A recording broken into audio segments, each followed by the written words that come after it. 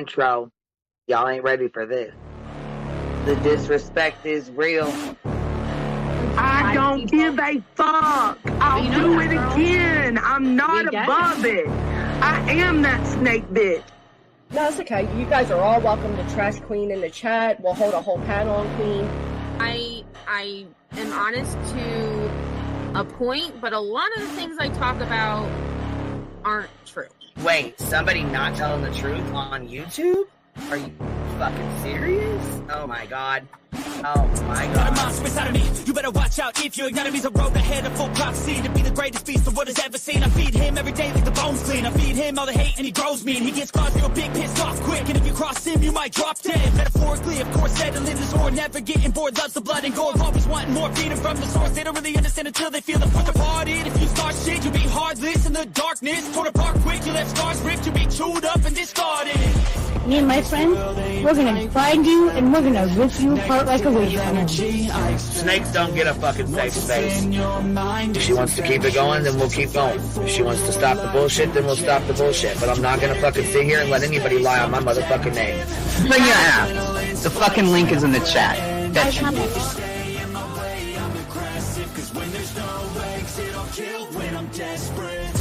Oh, loose booty, wet panty looking ass boy. Replay that, Queen. Her name is Queen. It ain't really so much Queen. Queen B. Queen B. Queen B. Okay, there. Queen B. Queen B's money. Queen B ain't got no money. Queen B. She always fucks some shit up. I don't know why PJ doesn't get his ass on a motherfucking leash and get his ass under control. Fuck. Better than never. I can feel my heart rate, adrenaline pressure. It's stormy weather, lightning, thunder, pouring weather. Yo, I'm a go-getter, try to do it like me, but I do it better. I got a mind that's clever, the beast inside is competitive as ever. I'm conscious, my subconscious, an accomplice to me. I promise the darkness, I can honest believe. But don't cross me, I might lose control of the lost beast. He's locked away inside with the key control by fight or flight. And I haven't brought it public, you know why? Because someone that I was fucking close to is in the middle of a goddamn lawsuit.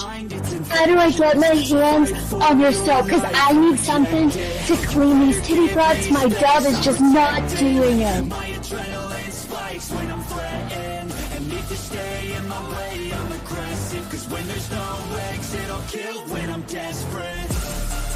Bring your asses. As simple as that. Come on. I mean, bring it. Bring your asses. Hey, don't get Queen B and her 550, 600 servants. Bring their asses out. You might have started it, but I'm gonna finish it. Absolutely. Or go to somebody else's panel. Let me just say Queen B's panel. I'm telling you, we all need to go up on Queen B's panel because that seems where everybody's going. I guess Queen B is like the god of YouTube. Queen B Escobar, bro. She's in China just making drugs. You know, I run the cartel on the YouTubes. I run the cartel here. You know what I mean? Like, because that's what boss bitches do. Exactly. Beefing with the Queen B because I heard the stinger sucks. This lady, Queen B, with the lip ring, is innocent. You two weirdos are being weird. No, I know who this is. You're the lady that was on Molly Go Lightly. No. You have no doubt QB could hold her own with any female on YouTube. Let me tell you something we all learned a long time ago. I would fuck her up and drag her from here to China. Let's meet one-on-one. Writing checks their mouth can't cash. Bitch, I didn't write a check my mouth can't cash. I cash all them motherfucking checks. And I cannot for the life of me understand why people put her on a pedestal. And these allegedly smart people put her on this pedestal like she's something important. We got to tell you about yourself. It's your fucking old lying ass over there. Is her fucking name obnoxiously relevant? Because she I know, she changed it. She meant to say obnoxious and irrelevant. That's what she meant to say.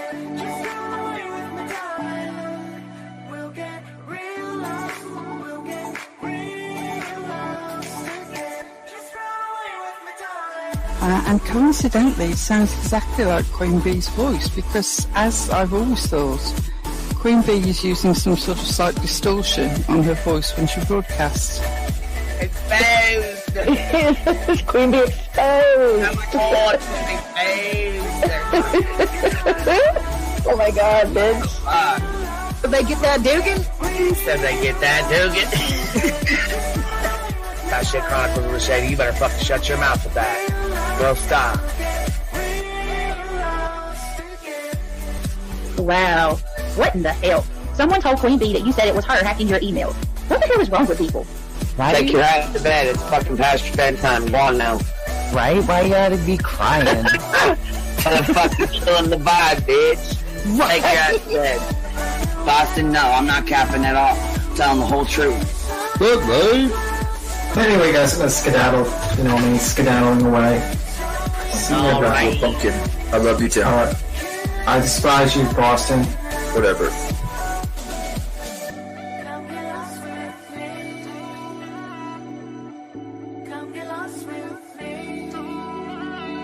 Good morning, beautiful. Happy day.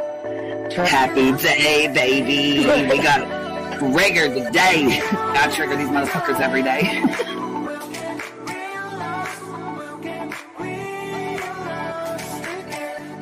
Baby Jesus showed us that, you guys. I swear to God. I know that's right, because you just put right on that shit. Yes, I did. Baby Jesus was like, look here. Yeah, fuck the pause. Pause for the cause. Fuck that pause. I'm just trying to be a better person. I know it. Let's see here. God damn it, Duke. You hear him? Yes, your dog is. Damn it, Duke. Girl, this tea is piping. It's living. These motherfuckers hot. That just burnt the roof of my mouth. Where's Candy too? Where's she at? You heard that like I heard that one. Fire in the hole. Smoke him if you got him. You're like the type of person that would probably be in the back of the class. Fuck you, me Tim. Ellie's a thug. Right. You don't We're all thugs around here. Shambles. Thank you for supporting the hot biddies.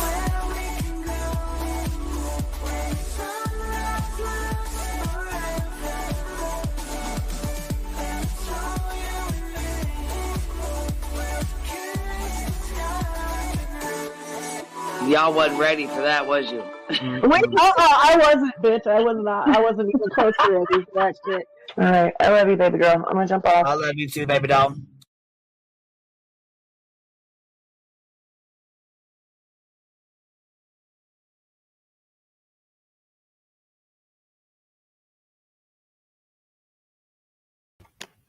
Hey, y'all. How y'all doing? Happy Saturday. It's been a long week. Super long week. I'm sorry, you guys, first and foremost. I thought I set it for 12:15, and I guess I put it on there for 11:15. I apologize ahead of time for that.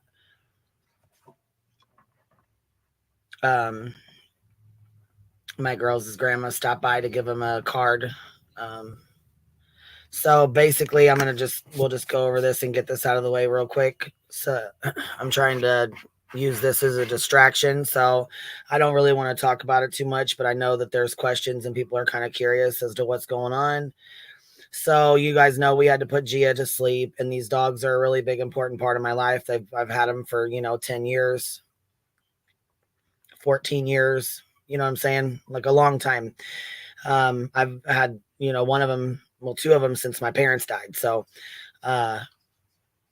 they're really like a part of my family, and they're very, very close with us. And, it's like losing one of my kids. So we had to put Gia down because she got a tumor. And then Sunday night, my little Chihuahua, she's 3 pounds. Her name's Tilly. She started feeling sick, and I could tell she wasn't feeling well. And I thought it was something that she had eaten. So Monday, she still wasn't feeling very good. So called the doctor Monday night, and we took her in Tuesday to go be checked. And at that point in time, she had been getting sick and having diarrhea. So I was like, I thought, still thought it was something that she had eaten that didn't agree with her tummy,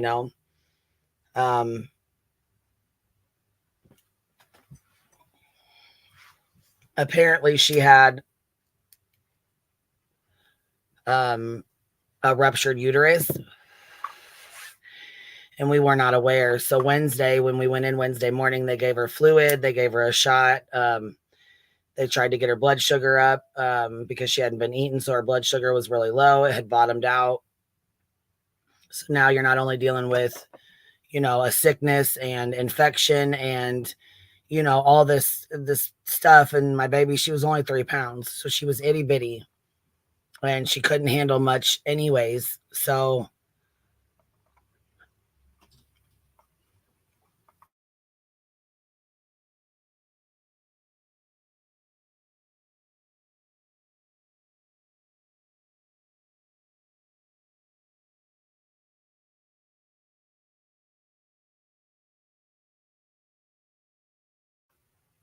Wednesday, I actually thought I lost her. I thought she died in my arms. We rushed her to the vet Wednesday. She had to be on antibiotics and fluids for at least 24 hours if we could get her there. For surgery, we were going to try to do the surgery. Otherwise, it was put her to sleep. So I could either put her to sleep or do the surgery.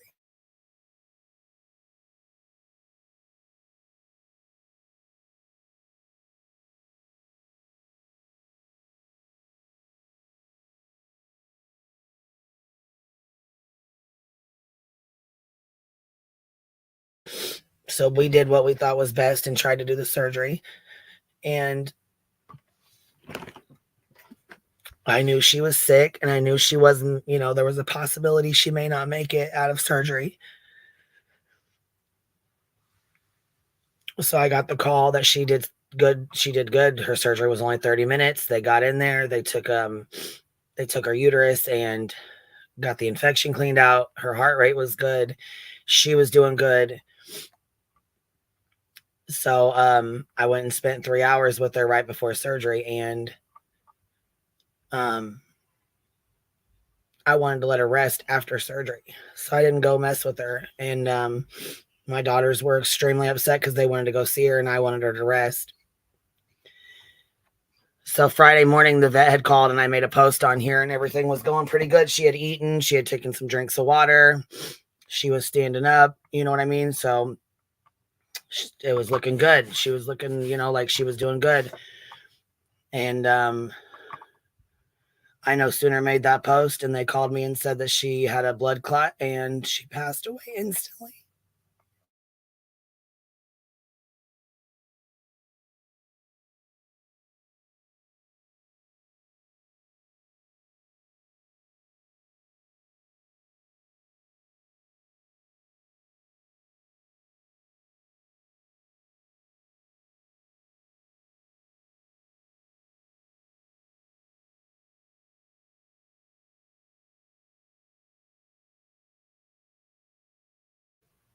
So with that said, it was super unexpected. And, like I said, we thought she was doing well.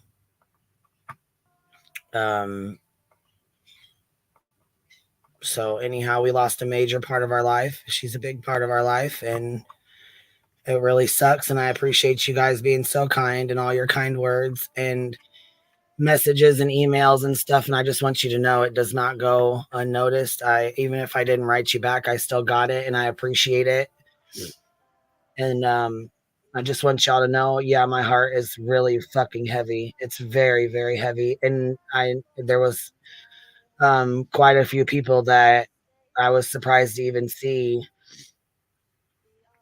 And I just want to tell y'all, thank you. I appreciate it. This isn't something I would wish on my worst enemy. It's a heartbreak that you can't take away,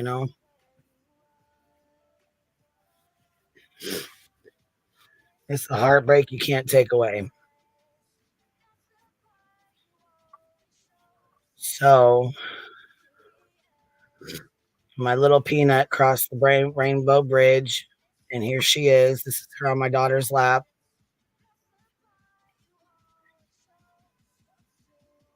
And this is her the day before. She was just miserable. I don't know if you guys can see her little IV, but her little IV was out right there.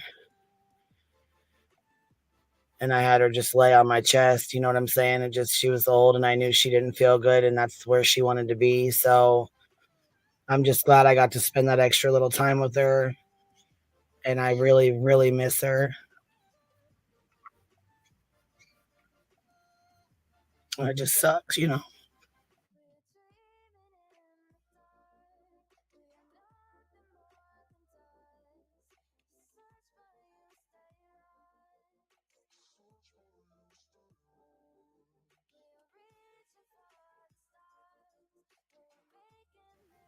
So moving on, I just wanted to, you know, get that out of the way now because I know that there's a lot of questions and, you know, people were asking. So, those of you guys that did, you know, say you know, send me messages, I thank you. I appreciate you, and I want you to know I appreciate the kind words. And Duke is not taking it very well. He lost both of his sisters back to back, so he brought me all of his toys. He brought me all of his bones. He brought me Tilly's toys. He brought him his blanket, and he's pretty lonely. I don't think he knows what to do. He keeps looking. He keeps trying to find, you know, Tilly because she ran the house, and you know, I don't know. He keeps looking for her. He's not finding her, and it's just, you know, it's sad all the way around. My kids are sad. My dogs are sad. I'm sad. It's just really sucks. And then you get a dumb bitch on here that says, "Oh, well, I bet she's just doing it for money." That's cute. Chronicles of the Shady.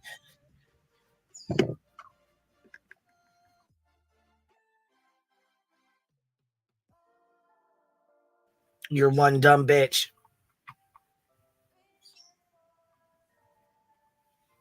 Anyhow, I appreciate y'all. Thank you very much.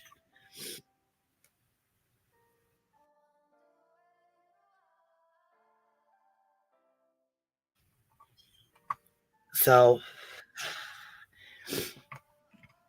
that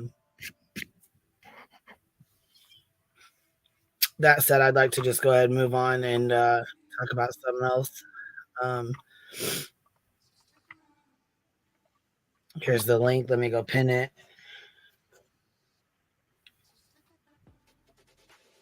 So I see, well, like I said, we'll keep it moving. So I see there's quite a bit going on here with the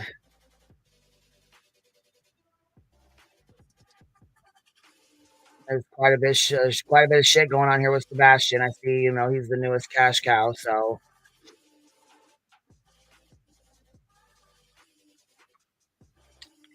oh, let me see here. Nesty, thank you for becoming a new member. Chris Field is Elvis, thank you. I appreciate that. And Miss Kia, there are no goodbyes for us wherever you are. You'll always be in my heart. Oh, thank you, love. I appreciate that. What's up, B Tim? Hey, what's up? What's up, man?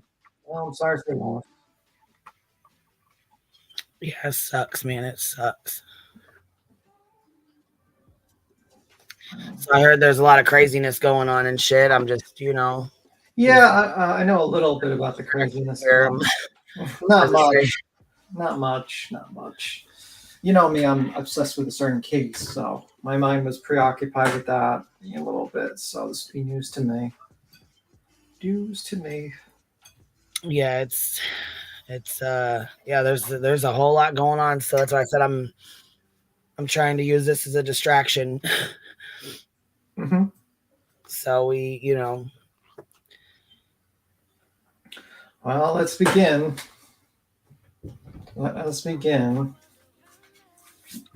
Yeah, I heard it's been pretty crazy. The KarenRead case has been pretty crazy. I kind of missed this week a little bit. You know what I'm saying? There's been craziness going on, so I missed quite a bit. Yeah, I watched it. It was very interesting. A lot of people didn't like the opening. They thought the opening from the prosecution was pretty weak. They liked the defense's opening a lot better. It had a lot of flair to it. It was a little bit shaky for the Commonwealth, especially with the first two police officers on the scene because the record keeping wasn't fantastic. But basically, 4 out of the 5 people basically stated that they heard her say, "I hit him." They try to refute the testimony. with little regard. I think the last last EMT witness, let me just pull it up. She basically, I thought she said I hit him, and then she goes, it was a question. I asked, did I hit him? I started with a did and ended with a question mark, not a statement or something like that. Yeah, but now I think they're trying to refute that she even said it. Apparently, it sounded like they were like trying to say all these ambulance people, you know, instead of saying like, oh, well, you're working a lot, you're trying to save this guy's life, they're like sitting there like, oh, well, you're trying to frame my client, basically. And it's like, that seems a little odd. And then they went after, I believe, who was the ambulance, the female ambulance. So basically, Katie McLaughlin. Basically, Katie McLaughlin was one of the EMT workers. She was basically asked about her, you know, she heard him when she questioning KarenRead, you know, and she says, I hit him when she was asked about the injuries. One part of the testimony that changed was that she said that there was like a sergeant and like there was a police officer, and that police officer, I believe, call the sergeant. And that was when Alan Jackson kind of hit on that and says that was testified about in your grand jury minutes. And then he started trying to grab photos from 11 years ago from a Facebook post about when she was at a beach party with 25 other people, including Caitlin Albert, who is I believe, the daughter of the person who owns the house. So I didn't quite understand that. And basically they told the jury to walk out, and they did the questioning. They showed the pictures. And then I think it was basically ruled that the pictures would not come in when the jury was, and they did the re-questioning without the pictures. And they asked those questions. And Alan Jackson kind of violated the Rule 17, I think. Basically just presented evidence that wasn't given to the defense, my understanding. Could be wrong. And that's why those photos weren't brought in. And his argument was to impeach her because, in a way, like some people have stated that she might have been downplaying her relationship with the Albert. Personally, I mean, being Facebook friends with someone when you have 500 other people and the only photo they have her being in the same picture with that person is 11 years ago when she was in high school, 11 to 10 years ago, because she's 28 now. And that photo was taken probably when she was 17 or 18 at best, or maybe even younger, who knows? So that was pretty much the big bombshell. And that he was trying to insinuate that she had some sort of personal relationship with basically with the Alberts and stuff like that, and she would lie for them, and then and then it was the defense basically came by and says, do you have a choice of who you go Hold to? on, B. Tim. What are you talking about, Chronicles? Savage shared what post?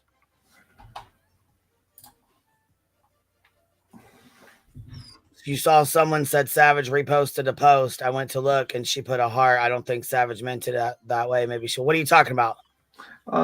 Probably the post about that you talked about earlier. Well, anybody sharing that motherfucker, hearting it, anything like that in the negative fucking way can fuck themselves. And I don't give a fuck who it is. Period.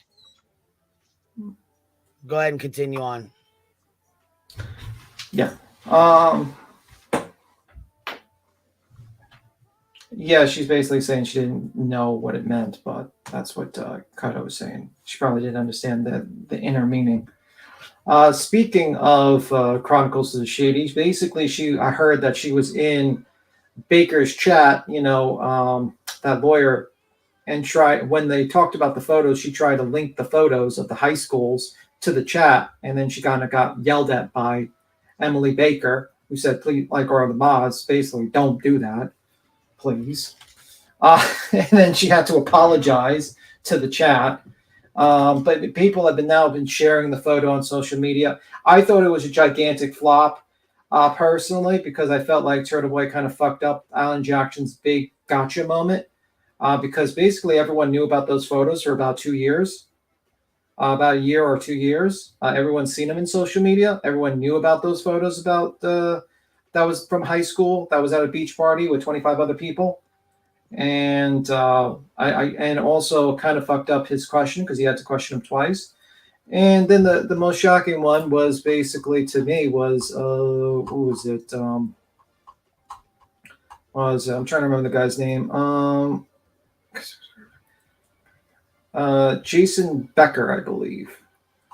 And basically talked about how these two FDNY, these two guys came in and paramedics came in and basically had to, because she was saying that she was going to unalive herself, and, they had to assess her and take her in. And she stated a couple of lines like she would have periods of calmness, and then other periods she would appear agitated because she didn't want to go to the hospital. Becker said, but all in all, she was cooperative with us. And then she basically asked, one of them said, he said, Reed was also asking, could he be dead? Could he be dead? And said, could I have hit him? It was a question mark. Becker testified that he asked Reed if she had consumed any drugs or alcohol as part of an initial assessment, and said she died doing so. On cross-examination, defense David Yannetti clarified whether Becker had specified the time period of the question about drugs or alcohol.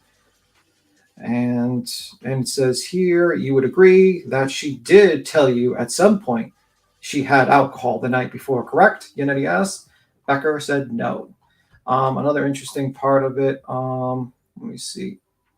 That was pretty interesting. And there was another one. Then another guy was basically Daniel Whitley, who was the whistling guy who basically sucked on his lips constantly. She basically said she doesn't want to live anymore. She claimed that this was her husband at one point, that John O'Keefe was her husband. Fires had statements more in the lines of Noel agree, and then Ellie, you up there? What's up, Ellie? Oh, hey. I only have a couple minutes after working a little bit, but yeah, to talk a little KarenRead. Yeah, there. Apparently, she had episodes of. There would be episodes where she would be like, go from crying in her hands to all of a sudden perking up. She was crying about having to take care of kids, saying she couldn't do it. And saying she couldn't do it, and I was saying, you can do this. It's not as hard as it seems. She kept saying, I can't take care of these kids. They're not my kids. They're not his kids. And then at one point I was saying, well, it seems like you have a good, strong support system, but who came and helped you in a blizzard and helped find your husband? Whitley recalled. He said Reed asked him if he knew Carrie Roberts, O'Keefe's longtime friend, and one of the two women who accompanied Reed that morning on her search for the missing boyfriend. Question, I said I did. She said anybody who knows Carrie Roberts wouldn't say those things. And that kind of took me aback. It seems strange to say. And it was like a very snarky remark. That was weird. She seemed to be snarky at certain points. I love that Pizza took notes of it all for us. Yeah, I thought it was very weird how snarky she was. I thought it was weird. She asked one of the ambulance personnel that how long can a person survive in the cold without a jacket, I believe, which kind of adds a search. As the same as the search. So that adds credence to her asking Jen McCabe to Google it. So, I mean, all in all, I thought the defense had a very weak opening, and it was kind of not good with the two defendants. But all in all, I think it ended a little bit stronger for the the Commonwealth had a weak opening, but then later on they started gaining momentum, and I think it's starting to get a little bit better as more witnesses are being towed in. Yeah, I don't know why. I saw those photos that you're talking about that are circulating. Oh shoot! Well, they're doxing the witnesses now, and apparently all the true crime people who are with KarenRead are literally looking in the backgrounds of these witnesses, even making up shit. I heard the one of the paramedics, I think it was Toothsucker guy. I called him Daniel Whitley, Toothsucker guy who just sucks on every single sentence. He's just. I couldn't stop hearing it. Their mics are so close to the my God, Whitley. mouths or something. You could hear everything. Yeah. They looked up his background. They were making up stuff like one of his relatives were in the house. And I'm like, I'm pretty sure one of his relatives were not in the house. Why are you trying to spread this misinformation? I don't get it. But yeah, they also went to the scene of the location and also saw the car, the jury. And that's the tail light. That's the back of the tail light. And you see there's dented in the back of it. Like There's dents too above there's that. dents. Which, but of course, Mr. Proctor was the what? Probably Yeah. Mr. Proctor, according to them, went there and did that. But whatever. Yeah, right. The judge definitely sighed too much. I think the judge is getting annoyed with basically the defense's third party culprit is like they're pushing the line on that. Like everybody's like, how did they even like the fact that they allowed it so much? I don't even understand opening. I don't even understand their concept of their defense, to be honest with you. No. I don't know why they're trying to state that one of the female ambulance rider. I don't think they have such a defense, truthfully. Like somebody was saying that like Yannetti was kind of and Jackson were going to have this trial like dismissed, that was their whole. Well, he's famous for that. He was famous. He's famous for dismissals and stuff like that. And I think like the problem I have with it is I don't know. I thought it was a very strong opening by Alan Jackson to show the inconsistencies of the reports and memories and stuff like that. But then Alan Jackson. The opening? And that, like when he was questioning the two officers. Oh, okay. Yeah. Okay. To show the inconsistencies. I know Yannetti was the one opening statement. Sorry about that. But then, you go on the conspiracy jump, trying to say that Caitlyn, that one of the ambulance personnel, the female one, is friends with Caitlyn, and she would be lying to cover it up. Meanwhile, I would have just simply thought it would be better just to say, well, she probably misheard her. She's trying to save this life, and she probably just didn't hear the did. And then just move on from there. But apparently, it wasted about half her time with this person to talk about the relationship of going to a beach 11 or 12 years ago. Yeah, and what would it matter? I saw the lawyer, talking about this, and he was saying I know friends that are firefighters that have shown up at their own family's fires. It doesn't matter. So she knew them, they're trying to be oh, she's in the part of the conspiracy. What conspiracy?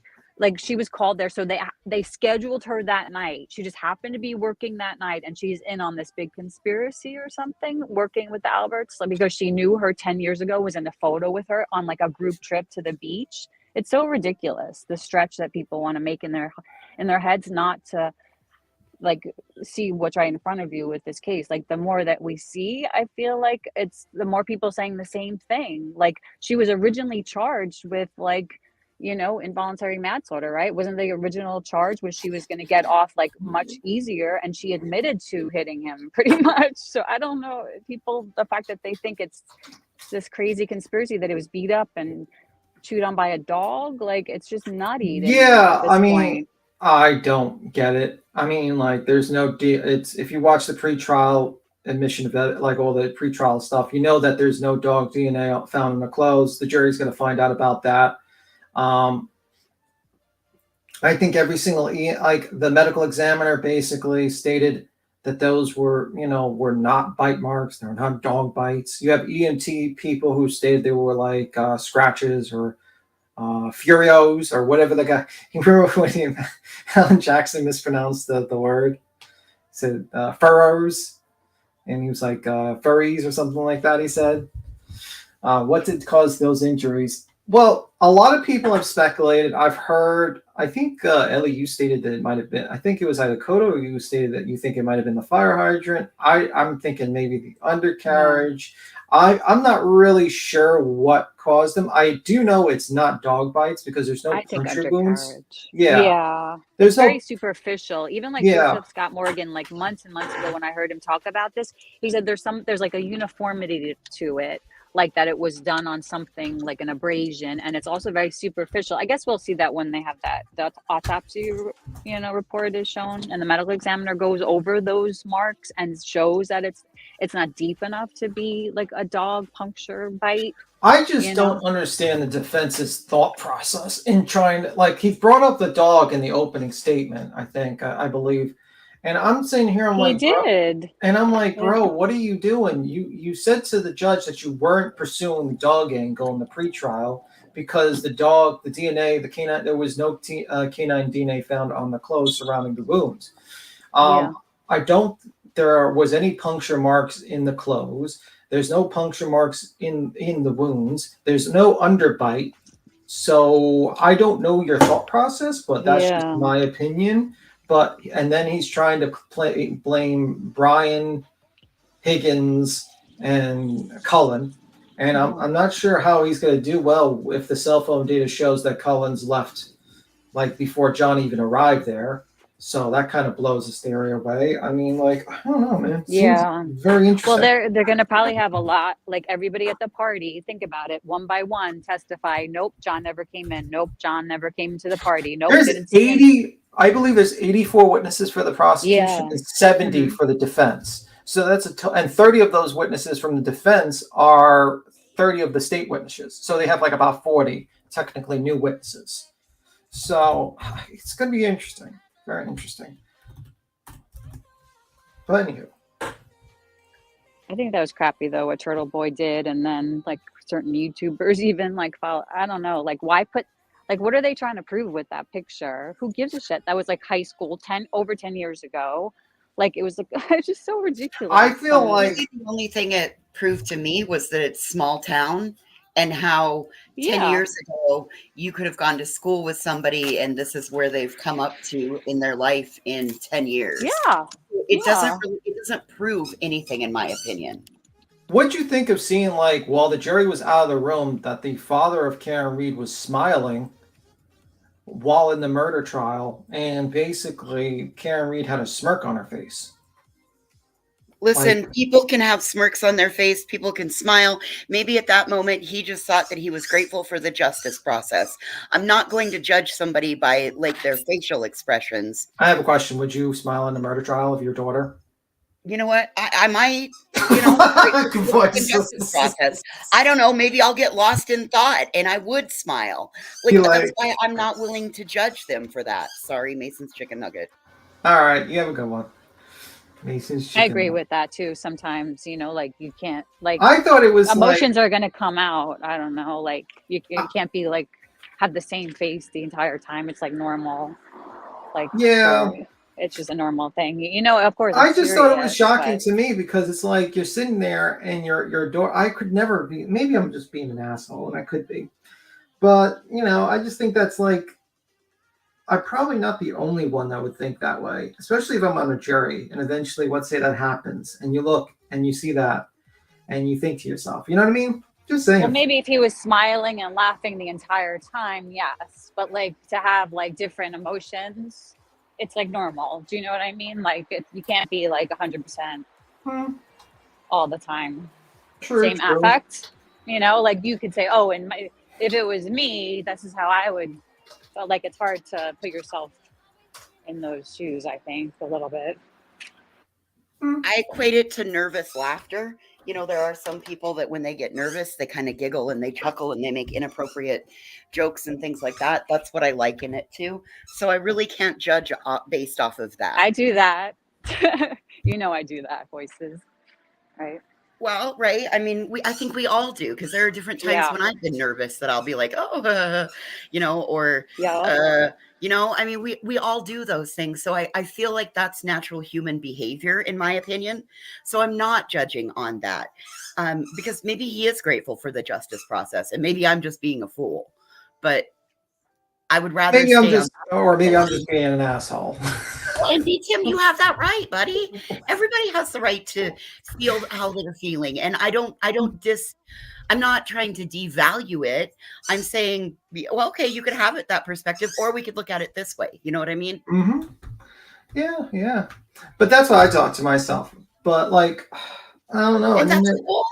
Maybe I need to look at it from your perspective because I'm standing over here just like shocked at everything because I go back to the first statements that were given by her attorney and what her father said. Yeah, the attorney did state it was a tragic accident, and that was the original play that they were going to go with. That's what he stated. So her dad came out and said that day too, that it was just an accident. Yeah, I don't know, man. Maybe I'm a little like, especially when I looked at the video, the first video when they were like staring at the backyard. They both Karen Read and the father looking at the taillight. So I mean, to me, I'm like thinking to myself, is the father like? First off, I've got to think about it. I'm not sure if the Karen Read's father. I got to look at the witness list, but I'm not sure if Karen Read's father is actually testifying And I often think to myself, like, why is that? You know? It's their attitude overall has been extremely consistent that this is an annoyance to them and they don't take it seriously. Okay. Yeah. Well, I think Karen Reed's taking it seriously, her face up. But anyway. Well, look at what Delicate Titanium says. As humans, we don't feel one emotion at a time. Smiling or laughing, even when going through a loss or a difficult experience, are normal and not something to judge people on. I agree wholeheartedly with that. Max Smith, I mean, like, the problem is that I'm very prejudiced. I would not be be on that jury because I heard about a lot of this stuff. And I think, like, a little bit I'm annoyed with Karen Reed, to be honest with you. I'm not going to say I'm not annoyed with her, because finding out that she has had communications with Turtle Boy and directed that man to his harassment campaign has really soured me to this person. So I will have to say that I am not a unbiased opinion. That's why I would never be on a jury right now. I am completely biased. I do not like this person, and I'm not going to pretend like I'm going to like this person. I think that to me shows a lot, a big problem with me. And wait, I see what Lisa was talking about, what Crimes and Fashion was talking about every shade of the color pink. Yeah. Every shade of the color pink is right there in that. Yeah, they all have their the pink shirts on. Barbie food. And if you watch Vinny Politan, Hey. if you watch Vinny, they all are in the background with their pinks on.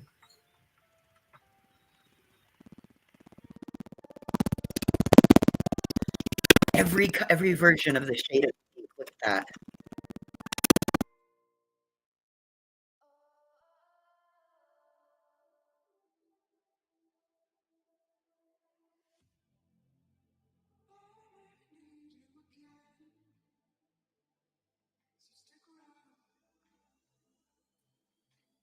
Sorry about that. Hit my mic accident. All the evidence that the jury can consider. So the first witness was called. This is John O'Keefe's brother.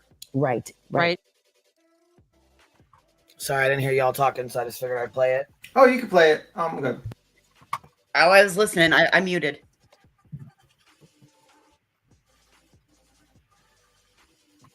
You guys want me to play it then? Okay. All right. Did anything in particular stand out to you about anything from this morning? Well, it's interesting. You put the brother.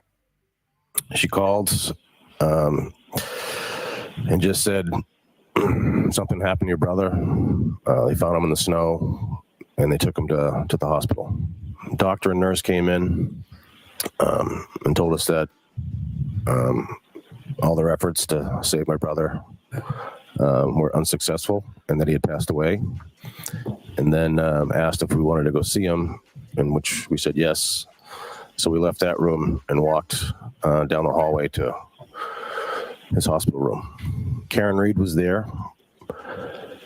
She was being restrained by hospital employees, and she was screaming out to us, asking if he was alive.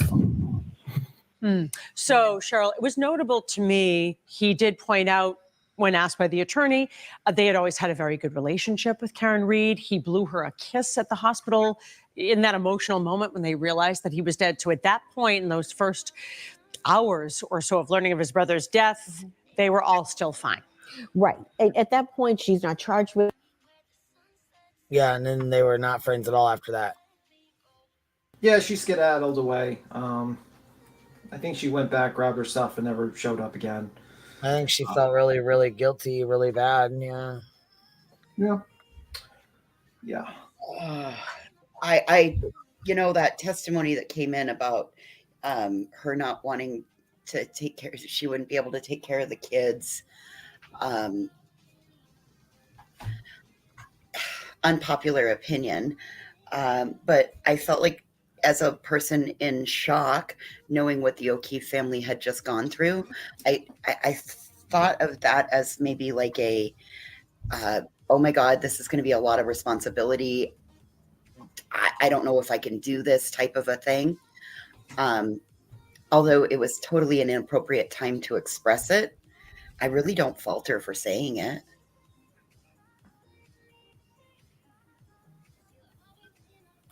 But that's me.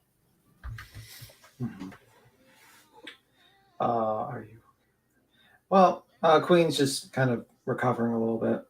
She had a loss, so we're here to support. Yeah. By the way, Smack Smith, the GPS. I mean, I'm pretty sure I've seen the Green report. The GPS shows John never entered the house, so. And I doubt there. Is that from his phone, Tim, or did they pull that information from his phone that like it shows that he never entered the house? Yes. Yeah. If you look at it, the map that you, because I remember I pulled it up and I looked at it, and the thing is, like, you're right in the center of the middle, and of course the signal gets stronger and weaker. So like it expands if it gets weaker, like, and then it gets stronger if it pinpoints your direction. And the middle dot never really showed itself to be going inside the house. So the middle of the GPS. Of course, that will be debated upon. I'm sure that will be a very interesting debate about a bunch of expert witnesses, but we will see. Well, it's gonna get interesting, isn't it? Yeah. So, Queen, I think there's not much else to talk about. If you want to jump to the Sebastian Rogers Rumor Mill. Yeah, but first I wanted to say there's I read off yesterday that there's we were talking about Uni's in JLR's case. Remember, we were going to do an update or whatever to check on it. Oh, yes. Did an update. He said that basically he filed for a dismissal and they dismissed the case. So nice. Yep. So it's done and over with. Case is closed. Lawsuit is over for them. Case was dismissed. Wow. Yep. I wonder if it's like JLR just decided not to pursue it too much further after that. You know what I mean? Like, he got what he wanted. A little bit of both. I don't know. I mean, it was frivolous anyway. So I mean, that's yeah. Rhodes gifted 10 memberships. Thank you so much, baby. I appreciate that. I seen Firefly did as well. Thank you, love. Happy Life says condolences. Thank you so much for the $2 super sticker, love. Appreciate that. And it looks like we have quite a few members. Little Minx. Share your heart is hurting, love. Thank you so much, baby. I appreciate it. Bommy, you and Queen, you and your family are my thoughts and prayers. Thank you for being a member too. Spider Woman, thank you. I didn't see all these. Cocktail Dress, thank you. Leo Lioness, thank you, love. Miss Ninny, Blank Screen, Jen, thank you guys. I didn't see all those come in. So anyhow, yeah, so there's a lot going on in the Sebastian Rogers case, a lot. And so I've been getting emails. I just haven't really checked them. You know what I'm saying? I haven't really had time to get into it. But now that I need a distraction, I'm definitely going to be getting into it because I got to have something to distract me. So at this point right now, it'll be these fucking tragedy pimps. So we have tragedy pimp Terry is the next one coming in. Terry Lynn. She's the one that supposedly found the fucking joggins that weren't his joggins that she says claimed that were his joggins, but they weren't. Oh my God. In the water bottle, yep. And so then she went off and, did a recording of her and Chris talking and gave it to Justice for All to play. Or not just for All, sorry, Jay for Justice. Okay, same person. All right, that's where I was confused. I didn't know if that was two different people. No, she gave her the thing. Then you have JLR. JLR came out and said that, let's see here. He first made a video and said that Katie's mom is supposedly an RSO, allegedly, and that allegedly so is her sister. Allegedly doesn't help you in a defamation suit if you just say alleged. If he says allegedly, I don't know if he says allegedly because he shows their mugshots and their charges on here. So I don't even think he says allegedly. Oh my God. No, and I heard another creator use that in an argument last night. Also, people are really skating dangerous. Yeah. Very stupid.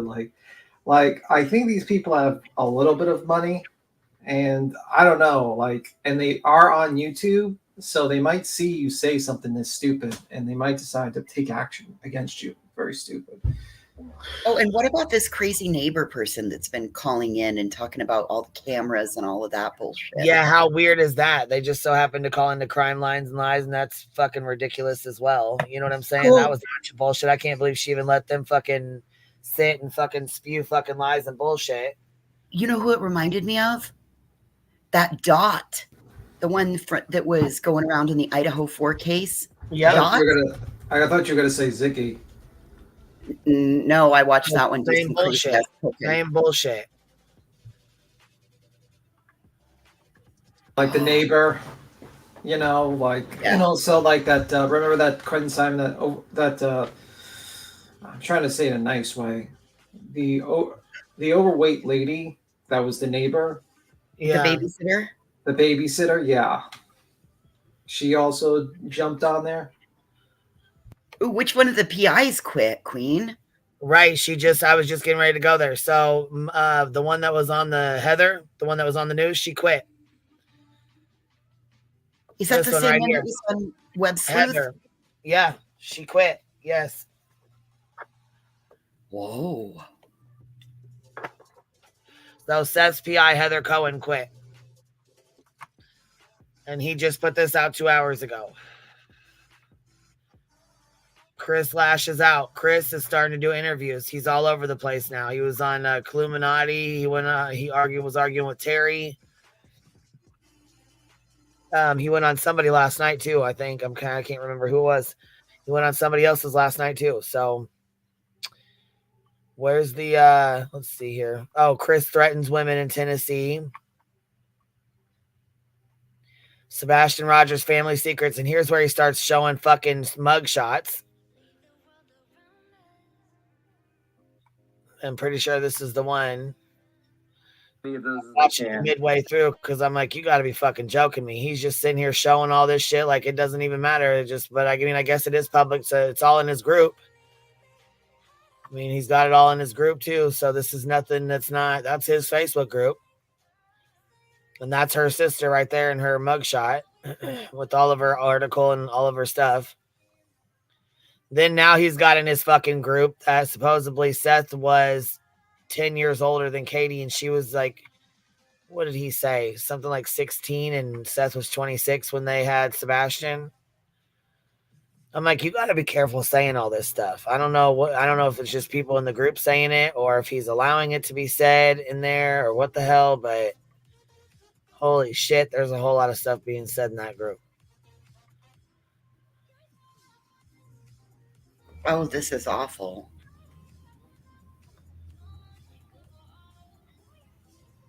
This is so inappropriate. Do they not think that law enforcement wouldn't know about those families' backgrounds? With a quick okay, so then listen to this. Listen to this. He says that her mother actually married this man, and of course he knows who this is. This is her mother. So then he says, so then he starts talking and he's like, oh, this is what, matter of fact, here, I'll just play the bitch. We got this fair use. Okay. Matter of fact, here. Listen to the shit he says. About her yesterday. From Virginia, has ties to North Carolina. A lot of her family is from North Carolina, also Wisconsin, West Virginia, too, all over the country. We're talking about a national thing. So Katie's mom. Now, who did this woman marry? And I'm about to show you who this woman married. This guy. And this guy's name is Larry Paul McClure. And look at the title of this article. Convicted SO, accused of, Killing, daughter's boyfriend, and then marrying the daughter. Now, this is technically Katie Proudfoot's stepdad. Because he married Katie's mom. It's the all right, now listen to what he says. Stepdad. Which people are like, what? Katie Proudfoot's stepdad, right there. Remember these faces. And do your own independent research. Because it is her family. But it even gets worse, folks. Because now we're also talking about, and I shared this, Katie's sister. or half sister. I don't know how many sisters she has out there. This is Laura McClure. I guess it's Larry's daughter. But what she did was pretty bad too.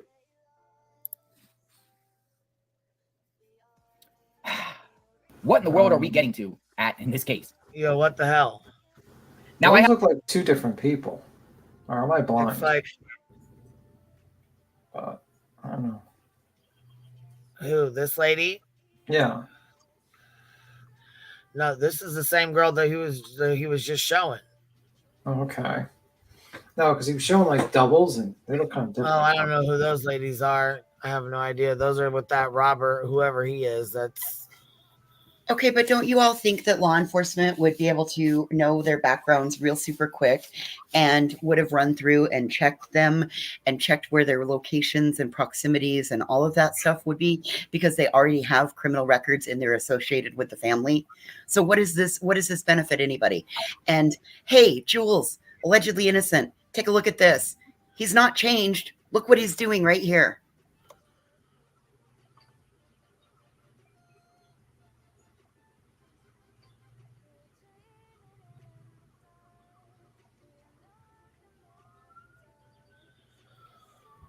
Well, there's actually a picture that they swear. Oh, yeah. This is supposedly Katie's mother.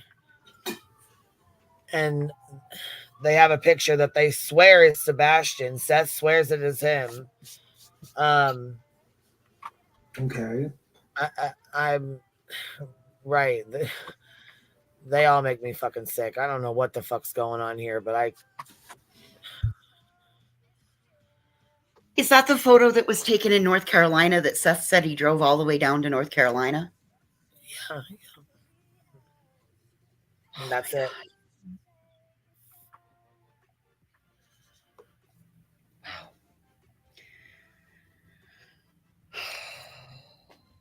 And that call that Terry Lynn released, I understand it was 4 weeks old.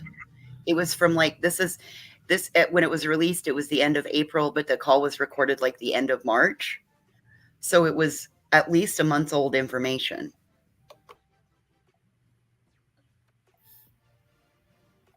Wow.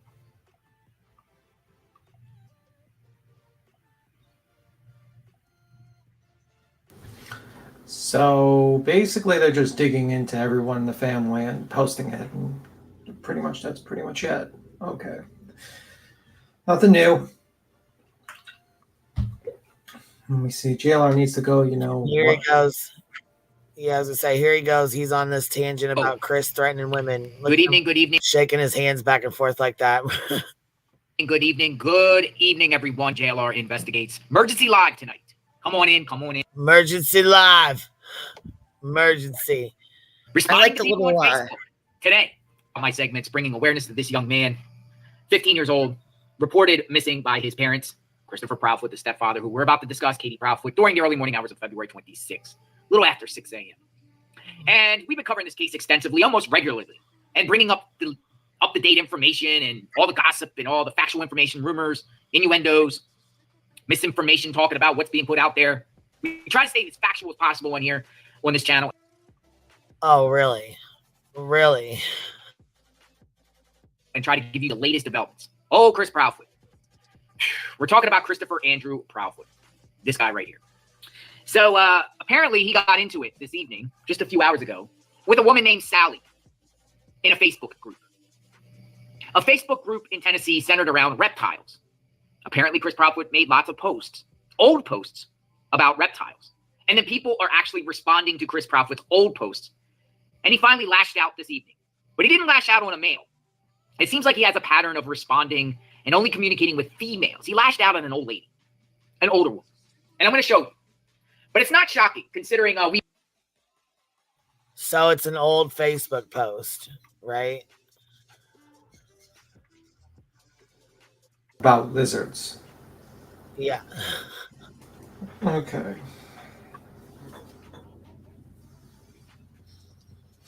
Okay. Ringo, me too. I don't know why he does it, But gosh dang, man. Not the kind of spirit fingers that get me hyped. He like any moment he's I needed flapping, that he's gonna laugh. take off any moment. Like he's getting ready to take flight. Emergency meeting, emergency meeting. Good Lord, man. Well, he starts showing us these messages here.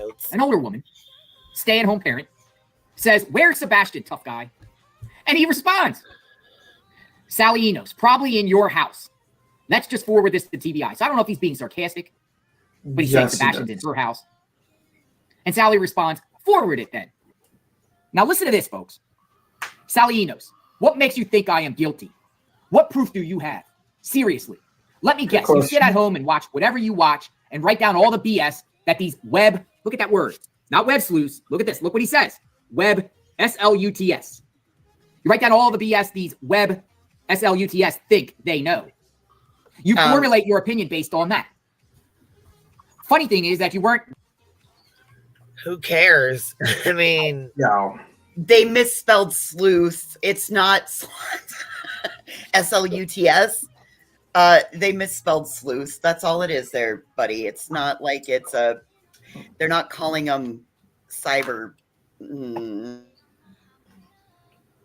Yeah, that's kind of what I was Even thinking. if it was, even if he did write that, who gives a fuck? Like, he's just replying to an obvious troll, and now you're making it about, like, you're acting like it's like a true crime episode where he's replying to trolls online. I mean, I'm like, pretty sure that JLR has said worse and done worse even in his lawsuits that he's done. So why is he judging this person is my question. I don't know, man. It's just weird.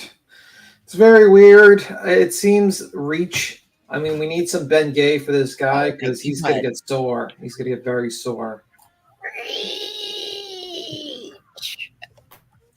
Like, the level of reach this guy has is incredible. But who knows? Has every right to be angry. Well, I mean, it's like you got all these people, all these strangers prying into your private life, prying into all these things. And what for? Is it to help find Sebastian? No. What it's for is basically to put on content online and just basically make videos about it. I mean, they don't care. They absolutely do not give a fuck, a lot of them. So. And like, look at this. He's promoting his own Facebook group where he's allowing all of this rumor and conjecture, gossip and speculation to go on, and it's all for money.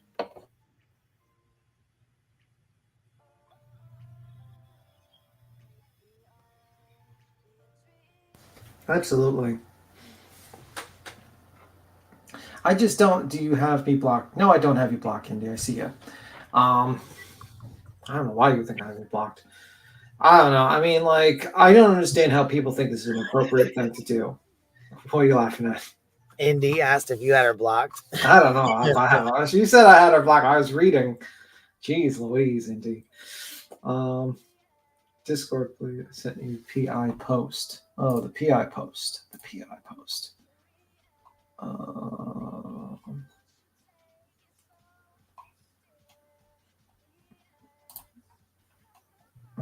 I know. I was gonna say I see. She sent it to me too, and it says on here that TBI confirms not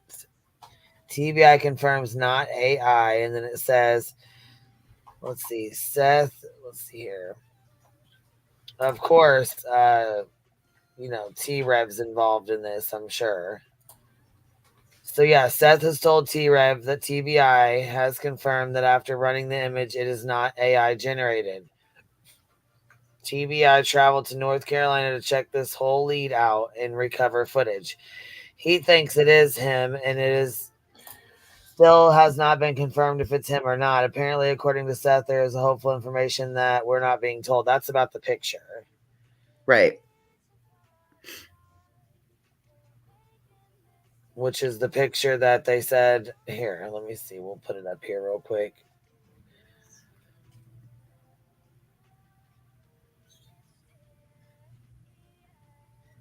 And then I believe Lisa K. Lisa K. Root. She's in every single missing person thing. She said it was a fake image as well. Man, Queen, how many cases can you think back of that person's over there in Facebook and stuff? I mean, I can think back all the way to where I started and that person's name come up in those cases.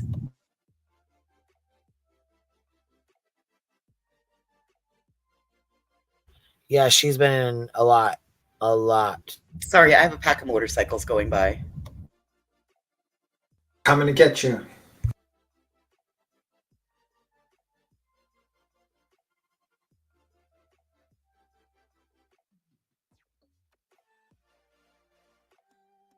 I don't know, but I think I want to go join that parade. They got like side-by-sides and all kinds of stuff. They're all headed out west. I want to go.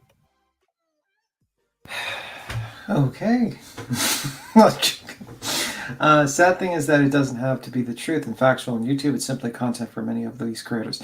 Yeah, I mean, I looked at the picture and they look like two separate kids, and they're like, I don't get it, personally, but I don't know.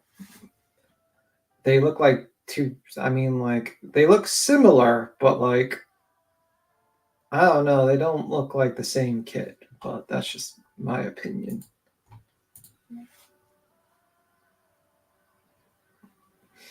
It's not the greatest photo as well. I mean, you can't really see. You're only seeing his forehead in a little bit, so. Yeah. Wow.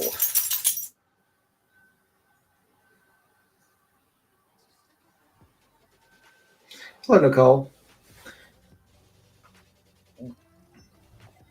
That's true. Size gets me up. Anyway. Yeah, I mean, I don't know. Whatever. I think, didn't Gray like basically say it could be AI generated or something like that? Well, TBI says it's not AI. Okay. Seth has told T-Rap that TBI have confirmed that after running the image, it is not AI generated. I don't know. It's not like something I can see the whole face with. So, I don't know. I mean, listen, and if it is him, I'm sure they don't want the world and everybody, because there's going to be circumstances on if it is him, how did he get all the way there, right? Yeah. Why is he hanging out in the random back of a parking lot with a phone? Whose phone is he? I mean, like, I don't know. It's just so stupid. BTM, I can't tag you. You missed my JLR 12-inch finger joke. I've seen it. I've seen your 12-inch finger joke.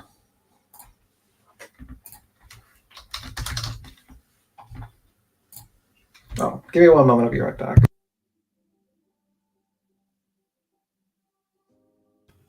Yeah, so this is only just a little fraction of what's been going on. There's all kinds of shit going on.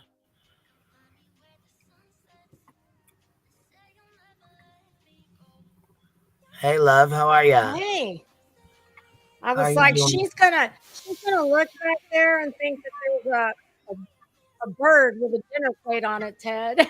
Oh my goodness, you look like a little peacock. You look like a flamingo. I love it. Derby. It is so cute. It's my derby hat. This is a fashionista's favorite day in the States, because I can wear this to the grocery store today and nobody will, well, I'm sure some people will be like, what the hell? But it's the one day you can kind of pull off a hat the size of a dinner plate. Wow, that's cool. That is so fucking pretty. Well, thank you. Oh my goodness. I love hats. I'd wear a hat every day if I could. Yeah, that's pretty damn neat. Man, that picture, I mean, I gotta say. You think it really looks like him, really? Well, I think bent down. I think bent down like that. I don't think the chins match. I think that the kid in the blue, I think he has a much more narrow chin, but I'm not even going to ask who put that one up, started that rumor. Let me see let me find a pair of glasses I can fit underneath this. Okay, that's better. Let's see. Yeah. I mean, did someone please tell me that? Oh, hold on. Give me 1 second. I got to mute for a minute.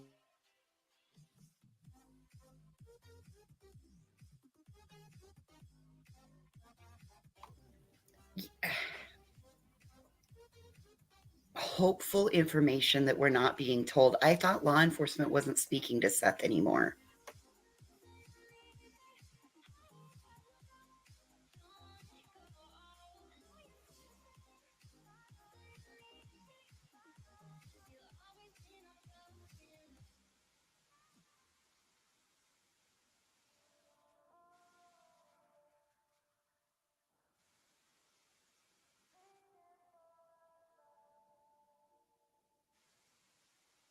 I agree. I think his chin looks a little more square, but when your chin is tucked, your chin can become more rounded.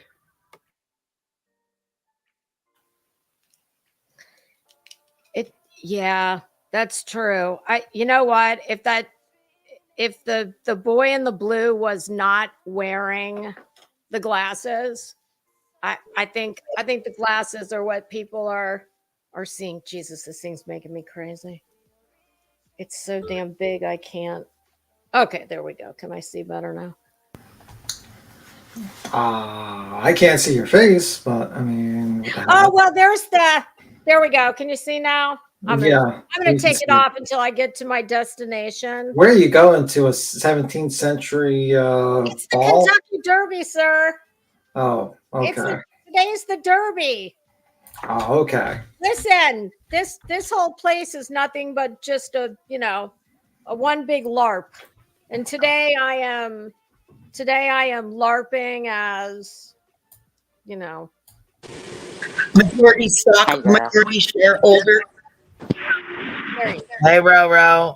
Hey, girl, I love that hat, honey. Girl, I'm digging that hat, baby. It's actually a fascinator, but it's so big. It's kind of like I feel like it's pulling me. Now, see, tomorrow's my holiday. It's Cinco de Mayo. We got $5 tequila shots. There you go. There you go. Back to back, legit daytime drinking holiday. Yeah, exactly. Everybody call in Monday. Everybody call in. There you go. Oh yeah, boy. There's going to be some hurting people on Monday. That's 2 right. days of. If you lose your money on the Derby, you can drown it in Cinco de Mayo. There you go. Yeah, and it's not. I don't even think they start until. I thought it was earlier this afternoon, but it's not until 6. I want to say 6 o'clock, something crazy like that. Dang. Well, you got to have your mint juleps, I'm just saying. Yeah. Nope. Did y'all watch Seth on Pascal? I saw a little bit. I saw a little bit. I was on there, but I didn't get to see any of it. No. It was very interesting. We watched it together, and it was very interesting. Let's just say this new spokesperson, it's not going to work. Seth, was still dogging on Chris and Katie after they said that wasn't going to be done anymore. Yeah, it's just not going to work. He can't stop himself from hate. So yeah, I was listening to nonsense this morning, but that was a different creator. She was going. Yeah, I was trying to catch up on that because I know that they've been going back and forth. She's been trying to let her know what's going on, what she's doing is wrong, and she's just not having it. Well, and Brooke girl, Brooke. She's giving Summer Wells a break, so that's a plus. She had, Brooke. She was reviewing Brooks, and the neighbor that apparently all they've done is email. So how much vetting went into that? And that sounded absurd. That sounded so ridiculous. By the time, asinine. And then can you come back tomorrow with your wife? Are you kidding me? She's trash. Yeah. I mean, I think with the whole Brittany J thing is like, you know, I mean, like you're judging people, so people have the right to judge you. It's just simple as that. I mean, Okay, that's- but she straight up lied yesterday because she tried They to all say that they lie. were going to start putting billboards up and trying to shut down, and that was not what was said. I had listened to both of those, both Nonsense as well as Kathy P's live, and nothing like that was stated anywhere that they were talking about billboards for Sebastian. They were not talking about billboards for anti-tragedy pimping. I was going to say, your average citizen would have no clue. I mean, I guess the name kind of says, for the most part, you'd figure it out, but most people don't know, you know. well, I just don't Man understand. on the Like, street. I just don't understand the whole thought process where Brittany J is kind of angry that basically Nonsense is like reviewing her, and I'm like, well, you review Chris all the time. You're in the Right. review game. Just get used to it and just Well, that move on. doesn't count. And you know, you're saying that you're angry that people are silencing your opinions. You know, they're kind of criticizing, but then you want to silence other people's opinions on you. It's just how it is. It's just it might suck in your opinion. You might feel it, but like my advice is that the only time that stuff really annoys you is when it hits a little bit true. You know what I mean? I was going to say, yeah. turnabout is not fair play, not for them. They're used to dishing it, not taking it. Yeah. I mean, most people do not enjoy it, but you know, there's ways to lessen the effects, let's just say. Well, if someone's just lying and just claiming complete garbage and bullshit, then you're just going to ignore it and say fuck them. You know what I mean? But if there's a ring of truth to it, then eventually it hits you a little bit harder than the falsity. Unless it's completely false and it's like defamatory, then you're like, well, what the fuck, bro? Well, and you know what? What Nonsense was saying is very much true. She's not taking any low blows at these people. No. She's just using their words. It's like, if you don't like your words being bounced back to you, change your words. I mean, well, and then she threw the what happens if somebody unalives card on. Yeah, stop it. She threw she threw that onto Nonsense, and I was so proud of Nonsense because she said, no, that is your issue. You exactly. That is your issue. Log off. And if you know, this is an app. It's an app, and if you're at your breaking point, then take a break. Either come back or don't. Absolutely. That's what I always think too when I hear all these people that are so butthurt.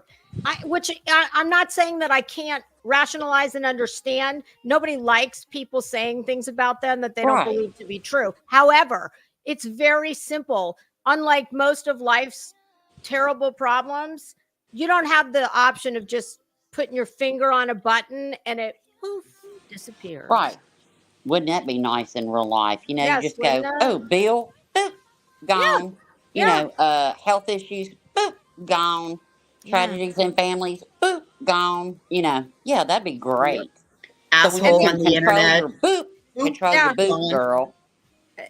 And they have so many of these people have absolutely no basis in fact for the majority of the bullshit that they spew everywhere. And they don't give a damn how they're affecting real life people who are really dealing with real life bullshit, not just, you know, some mean people on the internet saying not nice things about me. Well, it kills me. It's like, you know, everybody was up in arms because, again, a lie and misinformation that Nonsense called Brooks a see you next Tuesday. It's a word. And she didn't even say the word. She said twat. But she's okay with Brooks and Clutch My Pearls, jaundice for none of us, sitting over that panel talking about how big Chris Proudfoot's, and it's Proudfoot. Brooks, I know. What is that? Why do these people keep making the last name plural? Because there's two of them. It's like, unless, my only caveat would be, unless Proudfoot has come out and said the plural of our name is Proud Feet. But I mean, it's just disrespect. But it's okay. It's okay for those two to sit up there and talk about Chris's penis size. But you're so offended that Nonsense called Brooks a twat. I've called Brooks worse things than a twat.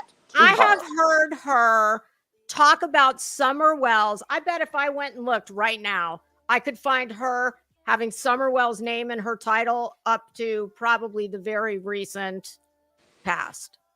I don't know. I don't watch her. I just watch people that review her, and thank God people back are in the finally day, I used to seeing. listen to her. You when know, I was used to brand listen new. to her. Look, I supported her. I liked her. And then I noticed things changing. And then I found out she was the first person that knocks Queen. There you go. And I Oh just my God, I quietly didn't know stepped that. away. Yeah. Oh, I didn't know that at all. Listen, Mm-mm. I'll tell you how long it's been since I listened to her. And it was when I was very new to even listening to this part of YouTube. She had a guy named Kevin on her show every day. Yeah, that was way back in the Michael Long Yes. days. Okay. Well, And she had tried, I mean, she called me like 27 fucking times. She called me like 27 times on Easter.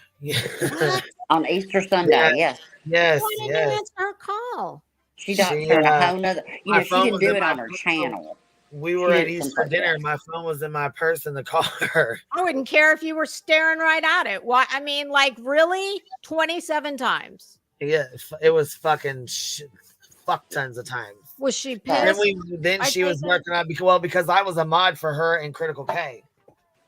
Oh, they were okay. I was the mod for both of them, and they got into Okay. a fight. And I got caught in the crossfire of that bullshit too. So. Oh, okay, I gotcha. Yeah, she's a OG tragedy pimp. So And then she fucking let them dox me in her fucking Facebook group, and all kinds of shit. Yeah. Let them put my fucking family in there, my sister in there. Yeah, all kinds of shit. Yeah. Yeah. Foul. Yeah.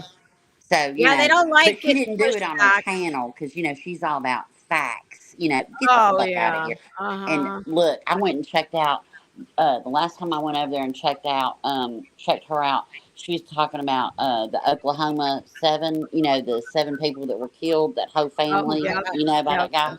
And she let people on her panel sit up there and talk about, which was not true, those toddler clothes it was not true. There was no clothes found, but it was a rumor. And she let people sit there, a victim, a murdered teenager, sit there and let them put out information that it was one of those teenagers' kids. I was How like, about- girl, don't even tell me, don't text me again that you only put out facts, bitch. No, you don't. Stop Well, it. I really love when you're listening to, you know, oh, we're so factual and we're all about the victims.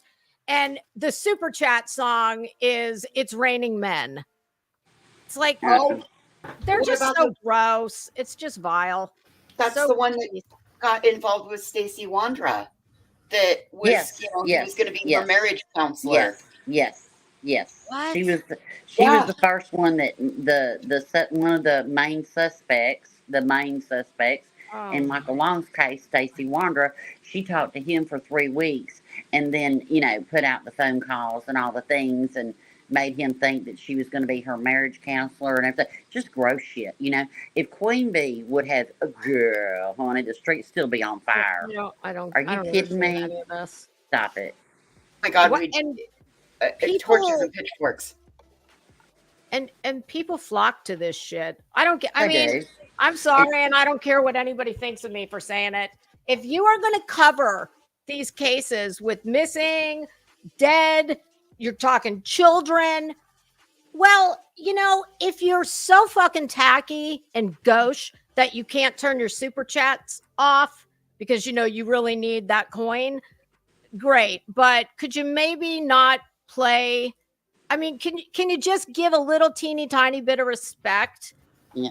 Yeah, I And have. Nonsense. I really appreciated what Nonsense said today, and I know she was talking about Spanky, but you know, because I liked Brooks. You know, I supported Brooks until I saw some things, and then I just quietly left. But until you said, and she wasn't doing this stuff. Trust and believe she wasn't doing this stuff. But because never. But she's gotten numbers, and with numbers, you can't, you know, it's like those You sell family your bloggers. soul. You have to exploit, you know, like family numbers. bloggers. They have to exploit their children more for even Well- more views and more views. Well- because just information doesn't get it. That's a special kind of evil right there. Well, I mean, like, I think a lot of times when people get larger numbers and they see that it's kind of like, have you ever heard that like the experiment with that dog where like they did see if the dog was saliva, like drool? Yeah, the Pavlov. The bell. Yeah. And it's kind of like you see like Sorry, BTM. you 10 kind of days ago, Summer Wells video. okay. Well, that's a long time. That's like 10 years in YouTube time. But you know, But it's like the proven, so point, you I just can't unsee it. Yeah. I just want to make the point that you have these larger numbers and then they kind of get this positive feedback where they get larger numbers with doing that and they just continue to do that and eventually it changes their behavior because they keep on getting this positive reinforcement when they do things I like would that. agree with that. And I think like what happens is initially they come out with a very good intentions, and eventually they kind of slowly change because of unfortunately this platform kind of pushes. Appeals to their more base nature. It appeals to conspiracy theories and a lot of negativity. Conspiracy theories and negativity is basically the main thing that builds channels a lot of times. And Jerry Springer audience. Yeah, and unfortunately, a lot of really good channels that don't have that negativity or go to those lines don't really get help from YouTube or get recommendation. And if you don't get recommended by YouTube, you can be the greatest content creator in the world, and you're just never going to grow. You're just never going to get that ability to grow unless you get a shout out. But even with shout outs, that's just limited. And I think that's how it goes. And it's an unfortunate situation that people are in my opinion. Well, and I'm not trying to be ugly, but if subs didn't hate watch, they wouldn't get the views. I don't hate watch like now. I watch. No, I don't either. I'll hate watch like drama. Like I'll hate watch drama. Yes. I'm not hate watching this misinformation. No. If it's, I watch nonsense. I watch Queen. I watch other people that review the misinformation, but I'm not giving them a click. I'm not in their bushes. I do the same thing. And if people would stop doing that, until subs stop watching. Yep. And she's gone. No, I'm joking. I think it speaks more to. That's why I get so upset with all of these just scumbags who grow and grow and grow, because to me, at some point they're not even the ones to blame, so to speak. I get disgusted with, well, who are all these morons buying into this and why support this? Well, it's because a lot of people, they watch things that, I hate to put it, that is entertaining. And a lot of times, that's the whole thing. This has very much become entertainment. And they like to see two parents fighting it out. They like to see the people kind of fucking with each other.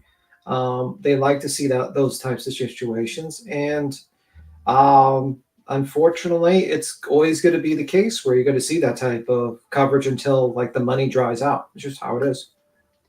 Yeah, there you go. Throw in the money, the root of all evil. And I think that they've looked at it as this is like a reality TV version of a true crime case. And it is. And I mean, it like, listen, I heard creators justify, well, I've got a baby on the spectrum and this case hits me hard. Well, then maybe you're a human, it should hit you hard, Right. And then if that's the case, then maybe you should be working in your community, in your own backyard, to help other parents that have children with autism to put a plan in place for if this should ever happen, right? Wouldn't that be, rather than going out and digging up backgrounds, court records? Yeah. I mean, if that were you, would you want them going in and finding every dark, dirty, cobweb secret that you've had stashed away in your family for 5 generations? Well, you know what the problem with that, the problem with when they do that is because it scares a lot of people who have missing kid cases to come forward on social media because they worry about this stuff being and they wouldn't be wrong. And I think that's a very bad thing, a trend. I think looking into parents like this and doing all this stuff is a very bad trend because it scares away a lot of people that can use this platform for a good thing to spread awareness for a case and basically tell the story of the missing or tell the stories of victims and stuff like that. And I think it's a very bad trend of looking into people and acting like private investigators and stuff like that. Yeah, when you have no education or, background, that's what makes it even better. Well, Traders put out something the other day about, listen, a lot of this misinformation, it's coming from Reddit threads. And she went over and like she made a whole video about it. Terrible. And so if you follow like the breadcrumb trail she laid for it, oh wow, look at that. It's like a whole pipeline. Yeah, it's like Reddit and Facebook. To Facebook to YouTube. It's gross. And it's unfortunate that a lot of people kind of fall, like a lot of content creators kind of use that, the Reddits and stuff like that, because I think it's just irresponsible a lot of times. And I think they're really not thinking in terms of, what if you were a victim of a crime? Would you like people looking into your life and going after every little aspect of your life? Yeah, nobody would. There's a very sad, disturbing lack of, I was going to say empathy, but I mean, in some cases, I think it's actually humanity is the better word. I mean, like so many of these people don't seem to even be able to remotely understand or have empathy, but how about just some decency? Well, I mean, I think a lot of them think in terms of compassion.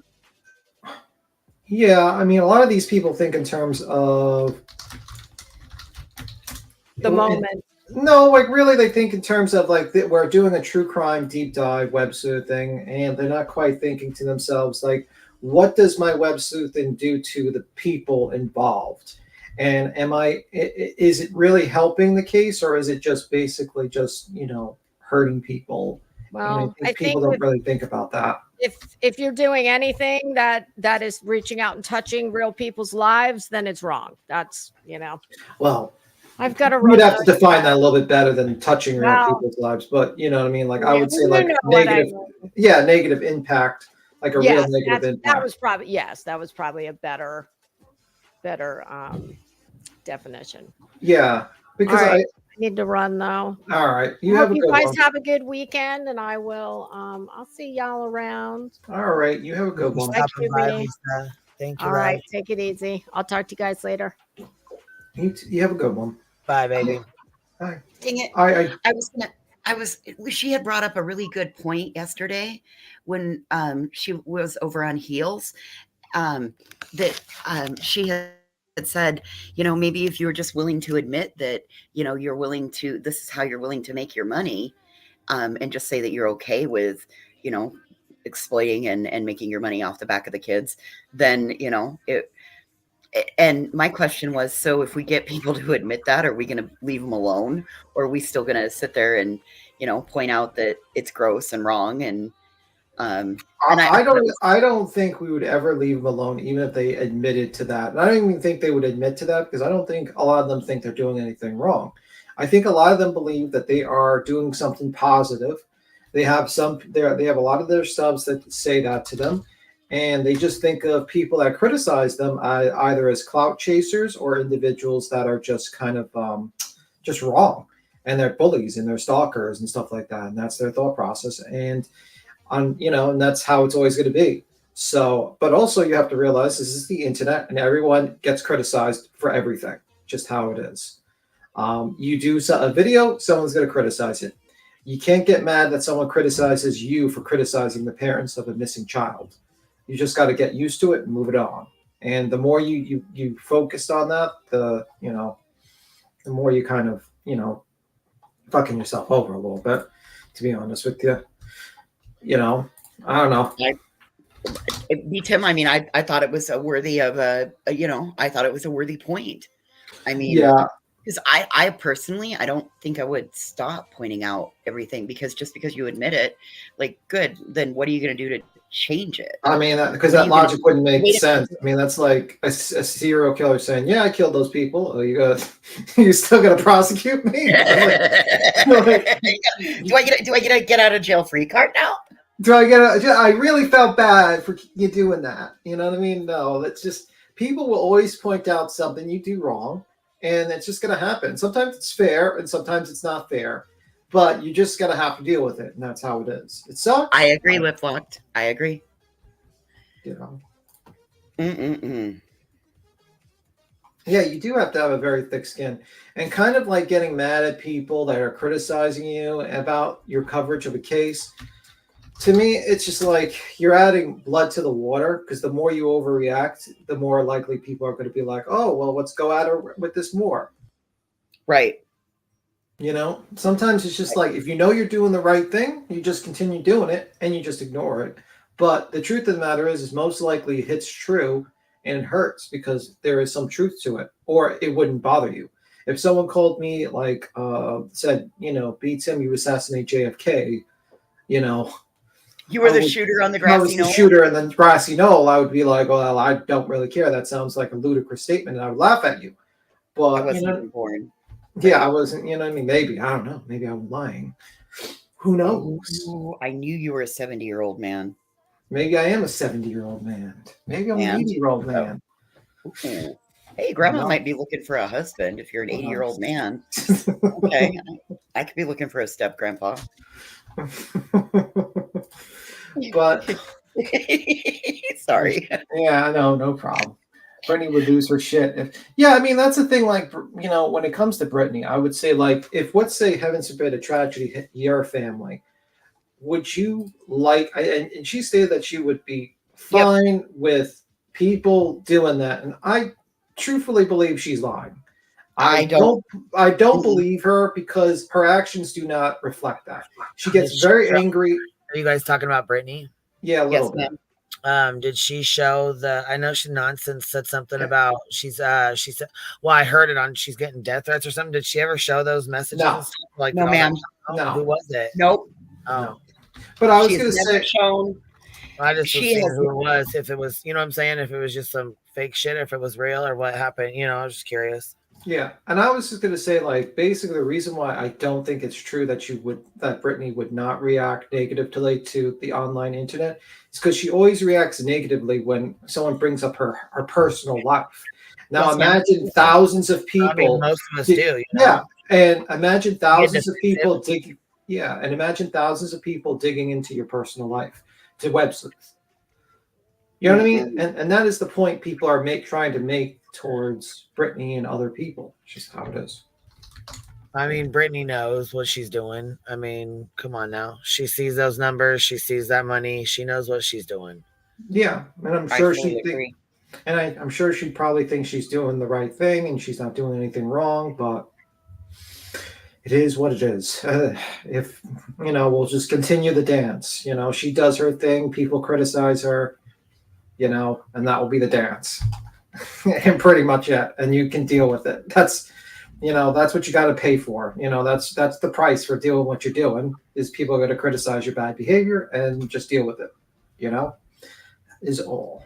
I agree, Rowena. What creator hasn't gotten a weird email? Is your email different than mine? I got a delete button.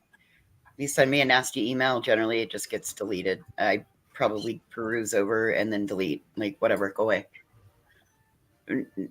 Didn't receive that email. Sorry, don't know what to say. Well, if she wouldn't put her personal life on YouTube, well, you know what? I recommended people download Crisp and stuff like that. I recommended that, but I know a couple of YouTubers that have kids, have dogs, and they downloaded it. It's like a program that stops background noise. But it is what it is.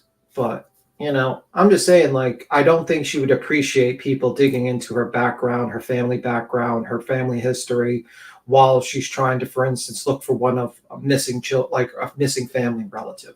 I think she would be very, very pissed off about it, and rightfully so. She would be absolutely pissed off about it, and I would be like, yeah, you're absolutely right. People shouldn't be doing that. You are a victim of a crime.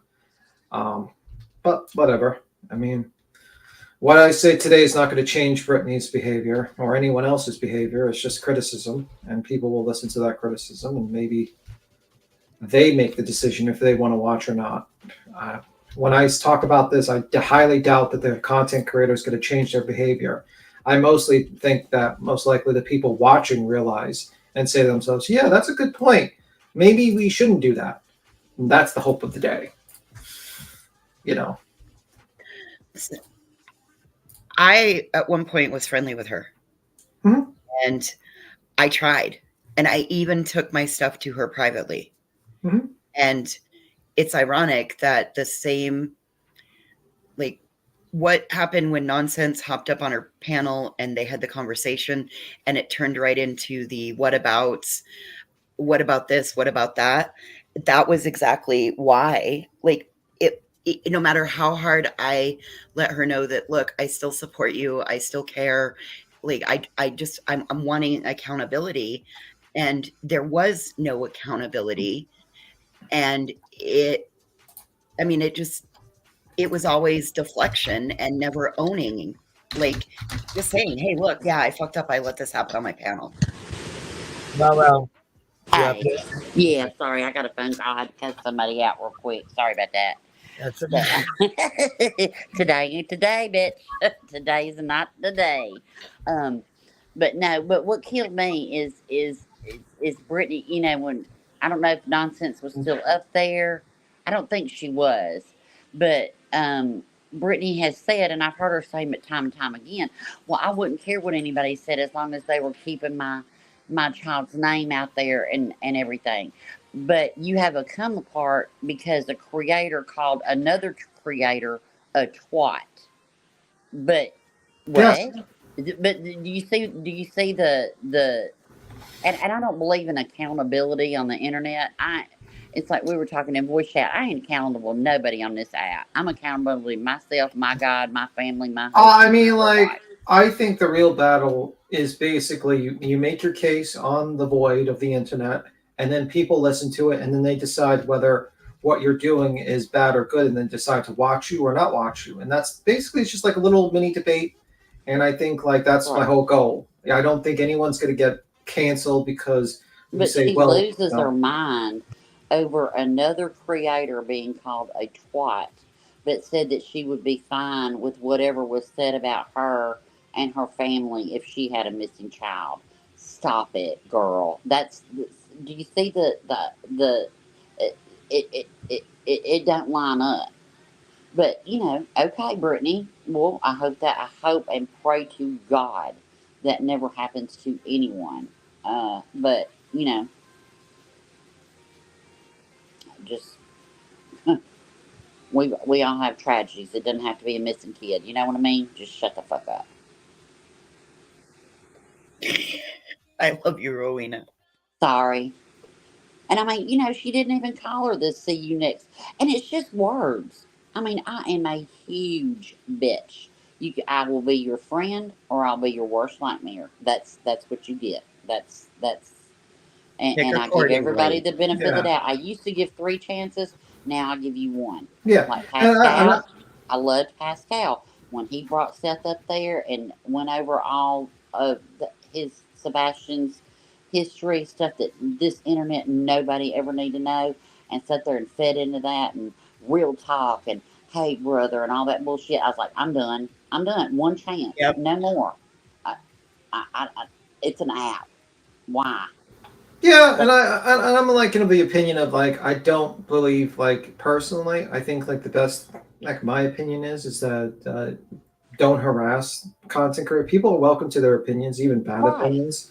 I just say like like for instance, I say no one harass or no one does anything. Right. I just say like basically if people tell you in the chat say hey I don't agree with what you're doing, you can't say like that's hate and that stuff like that. Or just and you can watch her and you don't watch her. I mean like I'm not saying people shouldn't watch. It's just how it is. It's just you're gonna have people that have opposite opinions on these like how you're covering a case, and you just gotta have to deal with it. It just blows my mind that the hypocrisy, the sanctimonious Sallies, and the entitled Ellas, or not whatever's. Entitled Erics. it's like it's just growing in number, but then you sit there and you do the same shit. Stop it. Just stop. Yeah. I mean, I think like everyone kind of loses themselves when they get numbers and a lot of attention, and I think that's what happens to a lot of people.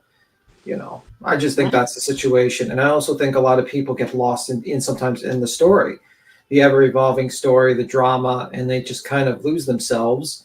And generally, good people just kind of do bad things when they would normally never would do it, and that goes for viewers and that goes for content creators.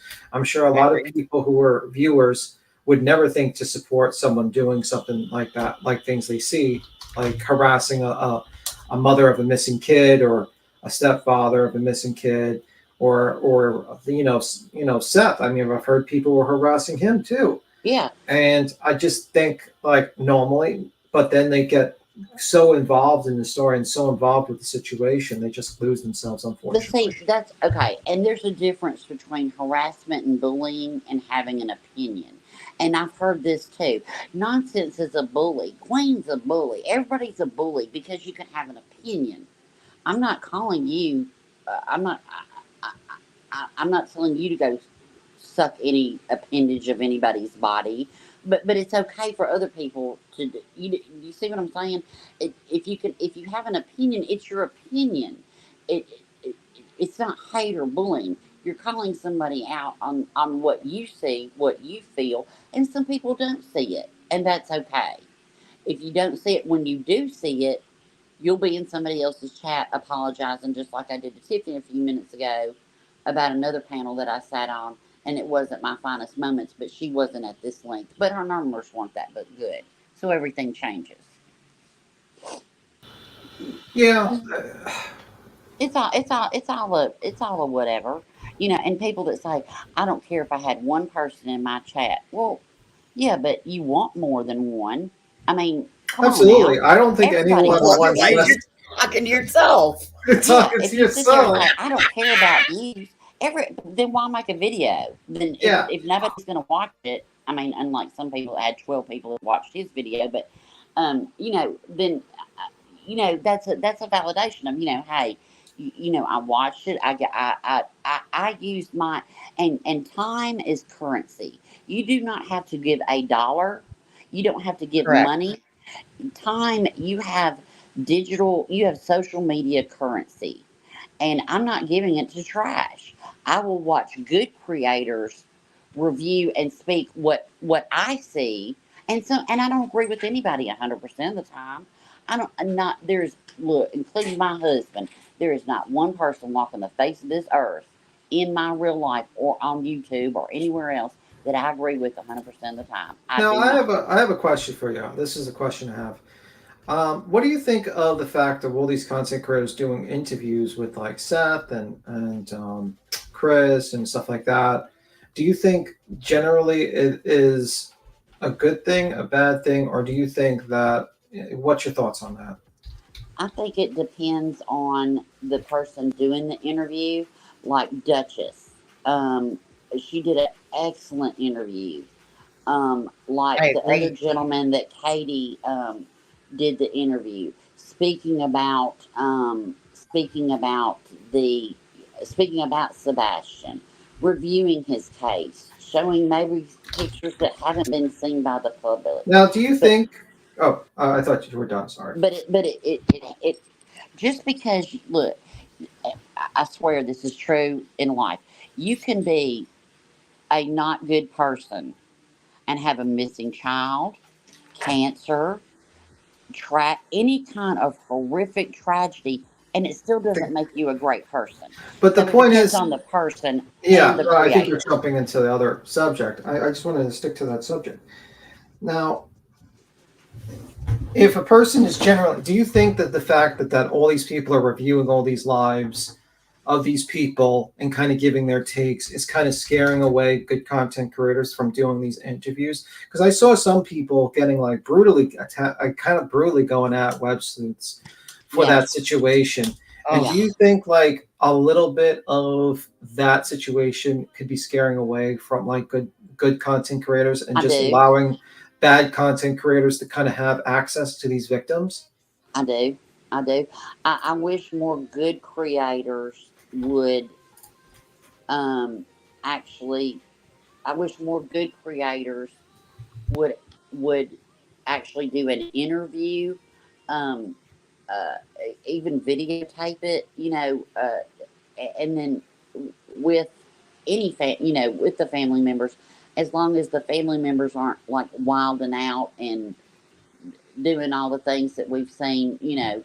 Summer Wells case. Look at. I mean, it just became a shit show, and Yeah, I mean, and also I just feel like a lot of times, I mean, like I can just imagine the pressure it would be if, like, for instance, let's say Seth jumped on this panel right now, and you knew that every word you said in that interview was going to be reviewed by like 3 or 4 other channels, and you're going to be criticized about every single little thing about that interview, and it's just, what I mean. I see it both ways. I see it like I think the interviews are important to just keep the name out there so people can be aware and kind of keep the face on the internet. But I also see, like, sometimes you can, there's a lot of pressure on people to, to do these interviews, and maybe not do 3 interviews in a night. Yeah, that probably would be. Maybe not. Maybe not do 3 interviews a night. Maybe set up something like, announce it. Say, hey, tonight we're going to have such and such on. But you've got creators reaching out to neighbors. You've got creators reaching out to ex-wives. But that's like, I mean, like, and I think like there's some interviews that are good to have. Like, for instance, the Duchess parent, did an excellent job. Well, I'm talking about people that would be on the interview, like, the parents. But I think like the bad interviews are usually like the neighbor, Right. I mean, I think those are just to be salacious and try to basically drum up like kind of a drama situation. And we don't even know if that's the neighbor. We don't even know. And that neighbor could be pissed because Chris didn't cut his grass the right way, and they're just like, oh, I'm wilding out. I mean, there's weirdos. Weirdos are going to send emails. Weirdos are going to call in. They're going to jump on panels. They're going to do spirit boxes. My thought, Rowena, on that is that if it was really the neighbor, why is he talking to YouTube, and why is he jeopardizing the investigation? Again, I likened it back to it's this case's version of Dot from the Idaho 4, and made me wonder if it wasn't the same person. Well, and if it was the real neighbor, why did they slip up and say something about rumors and then say, and I need to talk to the actual neighbor? What? I thought you were an actual neighbor. See? Lies come out. And I don't believe that was a neighbor. Sorry, I just don't believe it. And I don't care if it is. I don't care if they lived 6 feet from that home. You do not know what went on in that house. Stop it. Well, and also I just think it's just, I don't know, man. It just feels like you're just trying to dig up dirt on someone by getting their neighbor to testify. And honestly, if you came up to me and said, hey, tell me everything you know about your neighbor, I'd be like, I have no clue about my fucking neighbor. Like he you know what I mean? He likes pot. That's for sure. He likes marijuana. Cable B and Firefly, thank you for those 10 gifted memberships, baby. Thank you so much. Queen might have stepped away, and I just want to make sure that everybody knows. Thank you, thank you, thank you. You're sweet. Cable B. But, it's just, I mean, look, people just pick me, I'll be such and such. I mean, look, Mooley had a fake woman that tried to go after Jilly and said that she scammed money off of her, and, we busted that out as being fake. We had a fake law enforcement officer that within 30 minutes people were rolling here and going no. Dutchie hopped up and was like get the fuck out of here. That might be a good sketch, Little Minx, where you just like do like you pretend that you're interviewing a dog or something like that, just to show the ludicrousy of some of these interviews. Like we're gonna interview the next door neighbor, we're gonna interview the store manager at their local Key Food. How do they buy? What did they like, double bags or just one bag? Did they buy what type of cereal did they buy? Did they give the kid any candy bars? Did they give the kid any candy bars from there or no? It's like they wilded out because Chris and Katie went to Cracker Barrel on Easter Sunday. Are they not supposed to eat?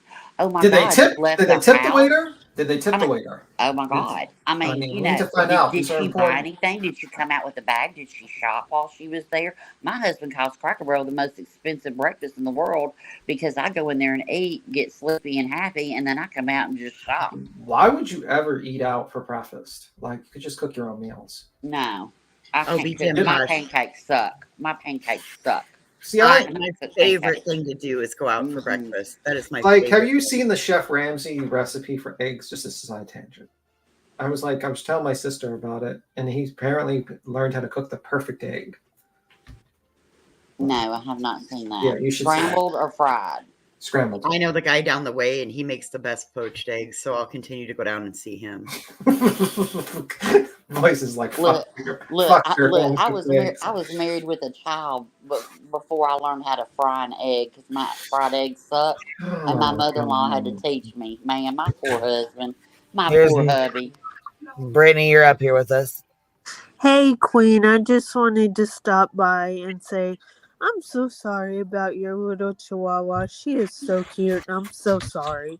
And I just wanted to say I'm sorry for that and give you a big virtual hug and say I hope everybody in the chat has a good Saturday.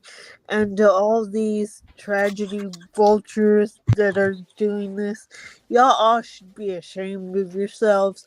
And y'all are some of the most disgusting people I have ever heard of. Yeah. I mean, I can't understand how these people come up with this shit. Excuse my language, but that's what it is. And they should be ashamed of themselves. Exactly. Thank Well, you, I mean, Brittany. That was very well said. Yeah, I mean, and unfortunately, though, I mean, like, I think a lot of them don't even think they're doing anything wrong. That's the thing. Like, I just think a lot of them just think they're, But like the whole that's saying. even scarier. Yeah, well, that's the whole scary thing. That's why it's very important to just review people and give your opinions on it, and then generally the audience can decide which arguments are the best, and then they can decide to watch. But unfortunately, people like watching a shit show, and they will continue to watch a shit show. Well, I mean, YouTube social media has, it used to be like you had like your TV, and then you got cable, and then you had all the like Big Brother, the drama, the what, and everybody watched it and loved it, and all the things, and then now we're on social media, and now it becomes even more because you can't interact with your television. You know what I mean? To where in social media you can go on a live, you can go in a live chat, and you can wild out, if you want to, or you can stay in the bushes or whatever, And I look, a lot of times, like especially in the little drama community, I'll be over there and I'll be in the bushes and I'll type stuff, and then I have to my little backspace button. It's about shot, because then I have to go no. Don't do that. Don't. No, not backspace. But kind of think before you hit that button. But if people would stop watching the trash, then the trash would dry up.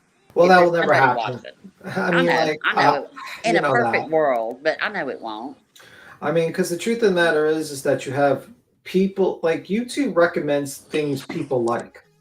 And people like seeing this. But I just wanted to come up here and give my condolences to Queen and tell y'all happy Saturday. Happy Saturday. Happy Saturday, Brittany. I hope it's beautiful where you're at today. That's so sweet. Thank you so much, love. I appreciate that. It's a hurt. Anyway, but it, and I know people are gonna watch. Of course, I mean, I watch stuff that I probably should. Look, I had no idea that me and JP were in bushes sitting next to each other years ago. We were talking last night in voice chat. I said, "Girl, you were there." I said, "I was there." But if it's something that you feel passionate about, like drama's gonna be drama, but true crime, missing families, attacking parents, attacking families, And nobody on here can say they're a perfect parent, they're a perfect person, they've been perfect on YouTube. We have all fucked up. Speak for yourself. Lord knows I have. Speak in for real yourself. life. Well, I know. Well, you have your chair, so that makes you that's your violation to my ears. So Whatever. It wasn't as bad as that witness. yeah. But if you that's another thing. Stuff triggers you, then step back and then you can click back in and like Alan Jackson, he kind of gets me going just because of a personal history I had with an attorney that once he's 30 years older, the way they do things is, and it just kind of triggers me. So I watched Heels the other day and I was listening, wasn't chatting but listening, and then I'd have to stop and because we all have our own feelings. We carry our own life experiences, and it does carry over to this. Things are brought up, feelings are brought up. So click out if you need to and then go back. See, you do the same thing, Lip Lock. I do too, girl. I do too, honey. I have, now, every now and then, yeah, I'll say some stuff back here in the most dangerous Discord, in voice chat, and I'll wild out for, about a minute, and then I go, okay, well, I got that off my chest. But yeah, so I type it out. It gets it out, but then hit that backspace. It helps. Mm-hmm. I know, Tribal Gal. I know. Y'all are all perfect bees. Beautiful bees. All the bees are beautiful. So what's the next part of anything else you heard about the whole situation? These channels? No. Well, I heard that, Sebastian, I don't know if y'all talked about this while I was cussing out somebody on my phone call. Oh, but Jesus. when he went on Pascal's last night, he has a new spokesperson, and the spokesperson said, we're not going to talk about Chris and Katie. He's been in contact with them, whether they want him to be his spokesperson or not, but he says, and not 8-10 minutes later, Seth's dogging on Chris and Katie, because if somebody said something in chat as a super chat, Pascal read it, the spokesperson said, we're not going to go there, but then Seth went there. So that's where, like you talked about the interview thing, I think it doesn't just fall on the creator, it also falls on whoever's being interviewed if they can control themselves. Well, I think, honestly, he has a lot of anger towards the divorce. Very much so. And I think it's only gotten greater due to the fact that he blames his kid being missing against his wife, either through neglect or some other things. He's being told. I can't imagine what alleged neglect. Let me just put that. Alleged neglect. That's his thought process. And I think, that's my, you can plead. I'm sorry to interrupt. I just want to enter that just in case. But if you we all want Sebastian to come home safely. That's my daily prayer. I want this young man to come home to a healthy family unit, not a dad, not a mom, not a stepdad, but a unit. And I hope that they can all just get themselves in check and, work together.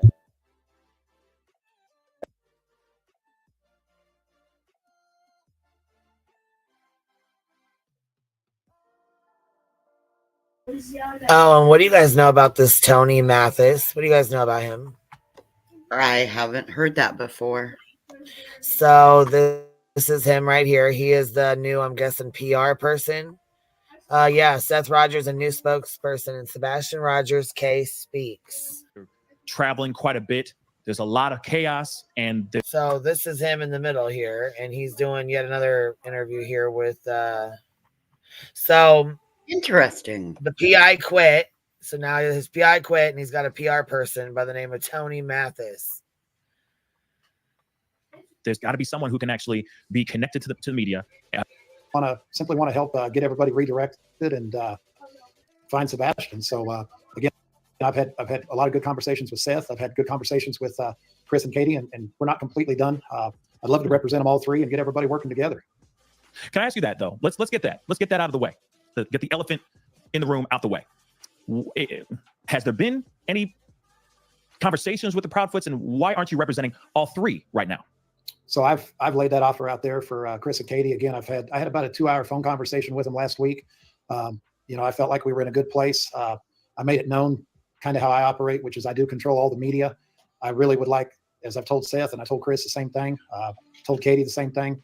I really would like them to be out from in front of the camera. I think there's been a lot of drama, a lot of deterrence from finding Sebastian. And really, I'd like to take control of that for them and get everybody united in finding Sebastian. So, one of the prerequisites when we do an interview is, as I told you earlier today, is, if I was representing Chris and Katie and I was doing an interview with them, there would be no talking about Seth. And when we do an interview with Seth, we're not going to discuss Chris and Katie. We're not going to throw darts at each other. I'm going to lead by example. And we are going to focus on finding Sebastian, just like we're focused on finding Caleb on the other case I'm working on. So blessed to be a part of this. And I think we got a lot of work to do, but I'm up for the challenge. No doubt. No doubt. Seth, anything you want to add on top of what Tony just said? His goal is my goal, to keep Sebastian in the forefront. Yeah, so what do you guys think about that? I think that's a good call to they basically control all the. A little too late though. But I wish it would have happened sooner. But I thought he sounded very, professional when he talked about that. I thought I didn't really have any red signals going off so far. That's just my thoughts.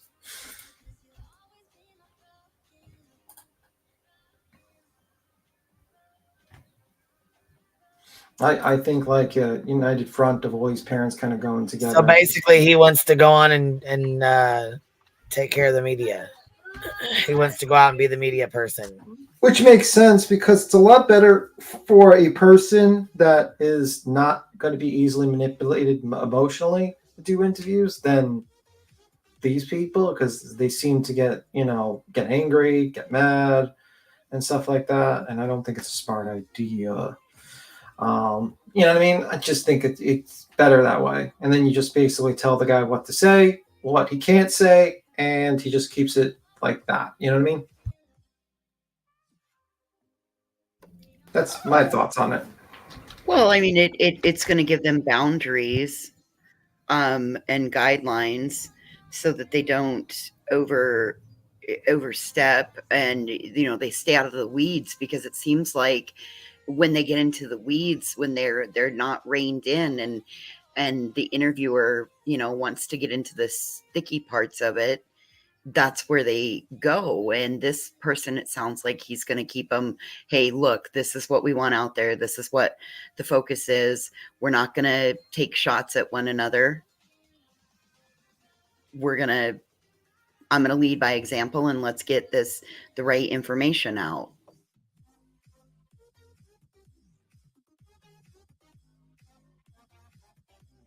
Yeah, absolutely.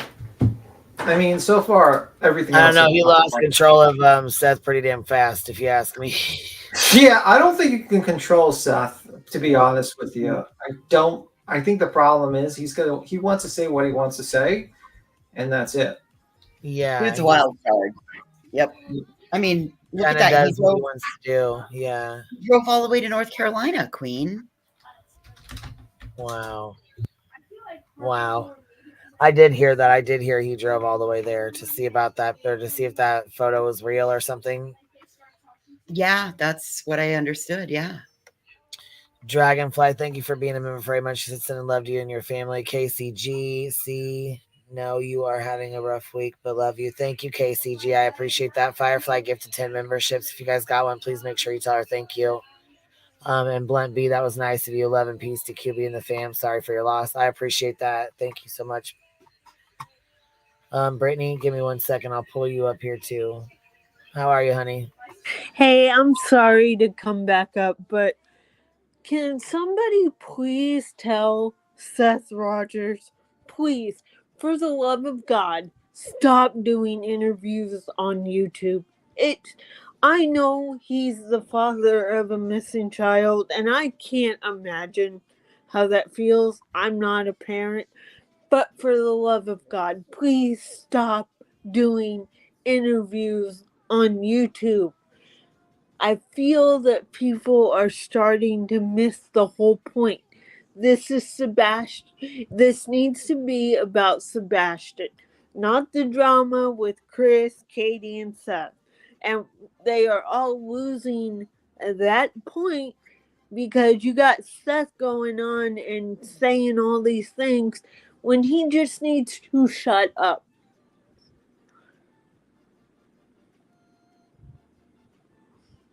Yeah, but he's not going to because, unfortunately, I think he's listening to a lot of social media platform. Like, he's probably reading the Reddit, the Facebook posts, and all that stuff, and he thinks he's doing the right thing. And And I'm sorry to come back up here. It just is infuriating me because I feel like we've lost the importance, which is Sebastian, Wayne, Drake, Rogers. Yeah.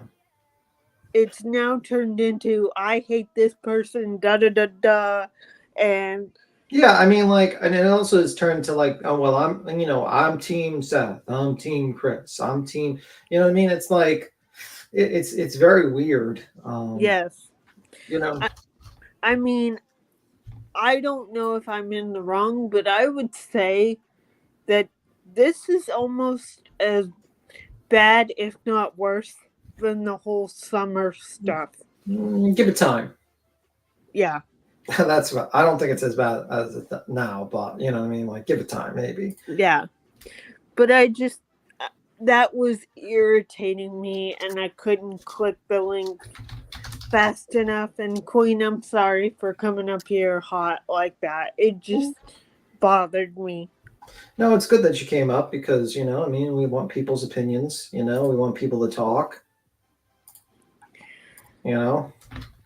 Yes. So thank you for having me. And I'm, again, sorry that I came in hot. No problem. All right. Thank y'all. See you around. Bye. Bye. We're on the billboard, Seth, with all that. Well, listen, I think he's not working. So I don't know. The money will eventually, it's going to go there. And honestly, I don't know. I'm not going to get into the money thing, me personally, anymore. I just think it's going to make it negative. I don't want to attack Seth either. I just hope Seth just wakes the fuck up and listen to his publicity person or whoever. Right. But I think when you hit play, suddenly it kind of goes off the rails again. Yeah, Queen, if you want to hit play, I'll keep quiet.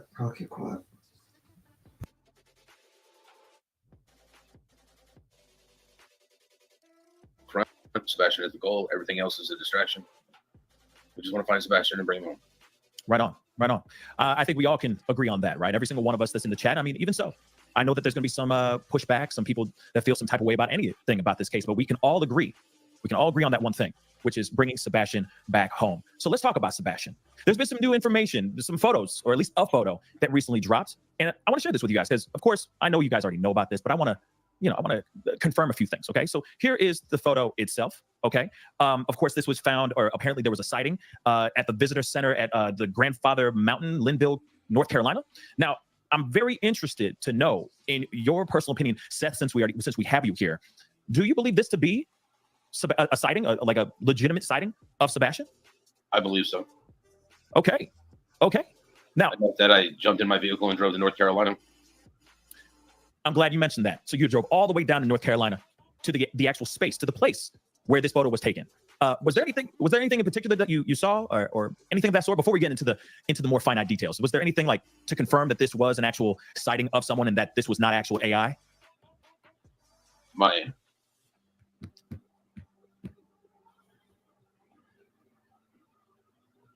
investigator, she did reach out and spoke to the person who took the picture and to the person that posted the picture. Okay, so there was actual conversation with somebody who actually took this photo, right? Okay, so Tony, do you mind expanding a little bit on that for us? I was not involved I was involved in the conversation with Seth while he was almost all the way to North Carolina. Okay. And I told him that when he got there that he was probably going to be disappointed, that they probably would not. This is when we heard there was footage. And I explained to him that they were probably not going to share the footage with him. And when he got there, he kind of figured out that that's what the situation was. And I explained to him that it was new information, and until it was vetted, it was going to be held close to the chest. And quite frankly, I completely understood why law enforcement was doing that. And when they vetted that information, if it was information that they deemed to be relevant to be disseminated, then it would be disseminated to, to Katie and to Seth. But we've got to verify that is him, and they've got to do their homework, and we've got to be patient. But I completely understand why Seth, if I was a father, I'm in my vehicle and I'm on my way there just like he was. Yeah, no doubt. He used it as a great opportunity to hand out flyers, create some awareness, ask some questions. And, I was certainly proud of him for getting in the vehicle and heading right there, no questions asked, because that's the same thing I would have done. Right on. So when it comes to Seth, real quick, the conversation that your PIs had with the person who actually took the photo, what exactly did they say? What was the interaction like? How did they get this photo taken? So on and so on. Yeah, I know people kept saying it was AI or some shit. Yeah. Yeah. I mean, I got to give him some credit. I have to give him credit for like jumping in the car and riding down there like with the photo, even if it was a slim chance. It's you got to give credit where credit's due. Well, you know what I mean? I don't see. I think that was, in my opinion, I view that as being reckless, because what if it truly was the child and he got there before law enforcement did, and he causes more problems? Yeah, I get it. So I see it a little bit different. I mean, I see it as that's being reckless. You should let law enforcement do the right things, because they're trained in this. He's the father. He's going to act out of emotions, not using rationality. Yeah. I mean, but I see it like, he did try to, he is trying to do what he can to help. It's just, I think he's just lacking understanding of what he should do. That's my understanding. You know what I mean? That's all. I know. I get it. I get it.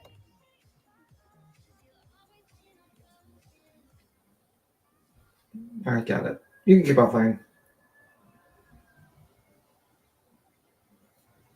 Through that conversation, my private investigator already knew that I was going to want the picture vetted, and she reached out. She did that prior to me asking. So when I turned around and asked her, she said she had already vetted the picture, and okay, loaded up and headed up there. When I got there, Tony was right. They would not let me see the video footage. So I took that opportunity to hand out flyers. Nobody knew my son was missing to begin with. It is North Carolina. It's outside of Tennessee. But I used the opportunity as I went up there. Every time I stopped for gas, use the bathroom, anything, hand out flyers the whole way up and the whole way back. Well, I mean, I'm glad that you used your resources in the best way possible, right? And kept spreading the word even when you were down there and your path back home or back to Tennessee. But can we talk about that for a second? So you went all the way down there, right? You went all the way down to Linville, North Carolina, right? Because you saw this photo, you believe that it is to be that of Sebastian. You go down there, you ask, can I see the photo or can I see some footage? And they said no. Why did they do that, Seth? Do you know? It's under investigation. They informed me that law enforcement had told them not to share the video until everything had been vetted. From my understanding, TBI reached out to North Carolina, what they classify as SBI, and asked for their assistance. And if it's under an investigation, they're not going to show it. They're not going to release it. But I feel like naturally a lot of people are going to react the same way. I'm thinking in my head, it's like, this is your biological son. You have rights, don't you? So why wouldn't they let you go and see this footage? Tony, can you expand on that a little bit? So I broke this down for you earlier today, and I broke it down for Seth the other day, and Seth can answer this question as we play through this. If they show that video to Seth, and that video shows Sebastian walking into a vehicle and getting into a vehicle with a stranger, and Seth catches a glimpse of the license plate on that vehicle, Seth, what would you do in that situation? Retrieve my son by any means necessary. Exactly. By any means necessary. So that's why. Okay. So that makes sense to a certain extent, but I feel you on Seth's side. My knee-jerk reaction would be, I'm knocking on that door. Okay. They're going to know my presence like lickety split, right? But I do get it that they want to make sure everything is properly vetted before they release any type of information. But it's been a week now. So what's taking so doggone long? Tony? Well, there's a lot to it. I mean, they've got to first verify that of who took the picture. They've got to do their homework on that. They've got a video. They're gonna probably have to get some subpoenas. I mean, it's not a lot different than a lot of other cases. I mean, you start having to get subpoenas. So yeah, this guy, I'm not sure how I feel about this guy, to be honest. Well, it's too early to be like making decisions if you like the guy or not. I mean, the guy just went on one show. Right. You have to see actions. We have to see what he's capable of doing. We've seen time and time again, someone jumps on Jim Terry. Time and time again, they sound kind of okay on one interview, and then they find out they're kind of a piece of shit. So it's like we have to see what is the situation, and we're gonna see it. We're gonna see if this guy is actually going to be helpful in this situation. If he's going to control Seth, he didn't. I've heard so far. I haven't seen it so far, but he probably didn't control Seth too much in this interview. But I'm sure, like maybe he gave him a call afterwards to say, "Hey, man, you can't do shit like that again. You got to be careful," But we'll see. We will see. You keep on playing.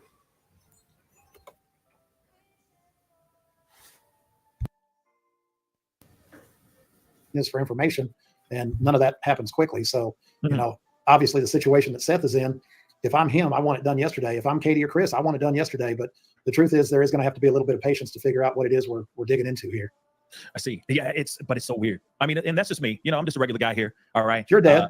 Yeah, I'm a dad, but I'm also a human being too. Right. And instantly I'm going, wait a second. All right. This doesn't make any sense. Why are they dragging their feet on this information? Especially when there is, just making sure this is abundantly clear for everybody who's watching, even the fam that's watching from the nosebleed seats. There is actual video of this particular person. There is actual footage of this. That's correct, Seth? Correct. There is actual footage of that, correct, Seth? Correct. Okay, that's the thing. Crazy. I'm like getting. Tony, I'm getting that's absolutely crazy. That is crazy, and yet still nothing. Now, that there's video, but what exactly did they say about it? How do you know that there's video in the first place? Seth, I'll let you take that. Well, they have security cameras. So somebody came to you, but somebody came to you and actually said, yes, there's actual video footage.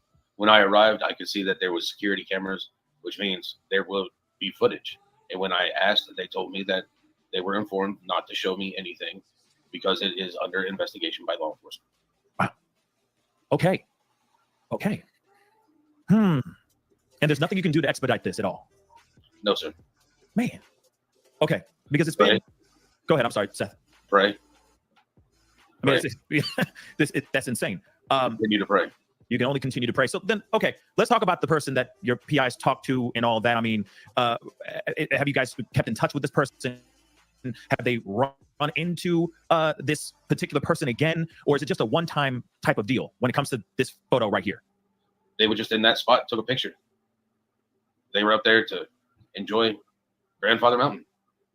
Okay. Can we discuss a little bit about the woman in this photo? Because I know that there's been a lot of theories, a lot of speculation on this particular woman. Is there any leads as far as who this woman could be and all that? No idea who the lady is. We don't even know if she was with the gentleman or not. Oh, okay. So she could have just been walking. She could have just been walking by to go to her vehicle. Man, okay. Another thing though, too. I know this is like just an ear, but right here, this looks like another kid, maybe, right there. Well, if you scroll back out and you look down, you'll see that there's 2 feet right there. Yeah. And he's walking one. Now, see, somebody else said the glasses were messed up. You could tell that it was Photoshopped because you could see that the picture was not real or something. I don't know how they were saying, but they were like the glasses were Photoshopped on his face. But TBI came out and said that was not Photoshopped. That was a real photo, right? That's right. What I thought. Okay. Yeah, right. So. All right. One direction. And the person that I believe to be Sebastian is walking another. They're playing on the rocks. Right. Tony, what are your thoughts on laying your eyes on this footage and on this photo and everything? What are your thoughts on this? Well, I mean, it's hard to refute what a father says, right? No doubt. I mean, he believes it's his son, then I'm going to support him in believing that. I told Seth when I first saw the picture without any AI test done or anything like that I believed that it looked like Sebastian's posture. I believe that there was a strong possibility that it was him, but nobody knows like the biological mother and father. And if he says that he believes it's him, then I'm going to support him in that. Yeah, no doubt. Let me ask you this then too. Seth, any word from the Proudfoots about? Now, see, I find that hard to believe because at this point he's desperate, and anything that looks similar to Sebastian, he's going to want to double check, which I would too. I don't blame him. Hey, Ellie, what's up, baby? Hey. How are you? It's me. Okay. Got something to add? This photo, do they believe? Oh, yeah. So the TBI did say that was like they confirmed it instead of the real photo? Because didn't you see that thing that two people that they put on Twitter that it was like they ran it through an AI generator and they said it was like 81% AI or something, that photo? Queen put up at the beginning when we started this, Queen had popped up a post and it had said that from was probably TBI. it. Oh, And it from said TBI. that it said from TBI that this is it's not AI generated, and per Seth, there's more information coming, but like a more hopeful information forthcoming, but he can't speak about it.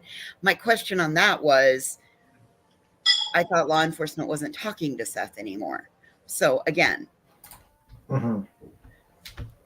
told him that the TBI has not made a statement. Oh, okay. So it's coming through from Seth from the TBI. Right. And again, that causes me to be like, wait, I thought per Seth, law enforcement wasn't speaking to him anymore. Yeah. So how do you know if it's confirmed? Agreed.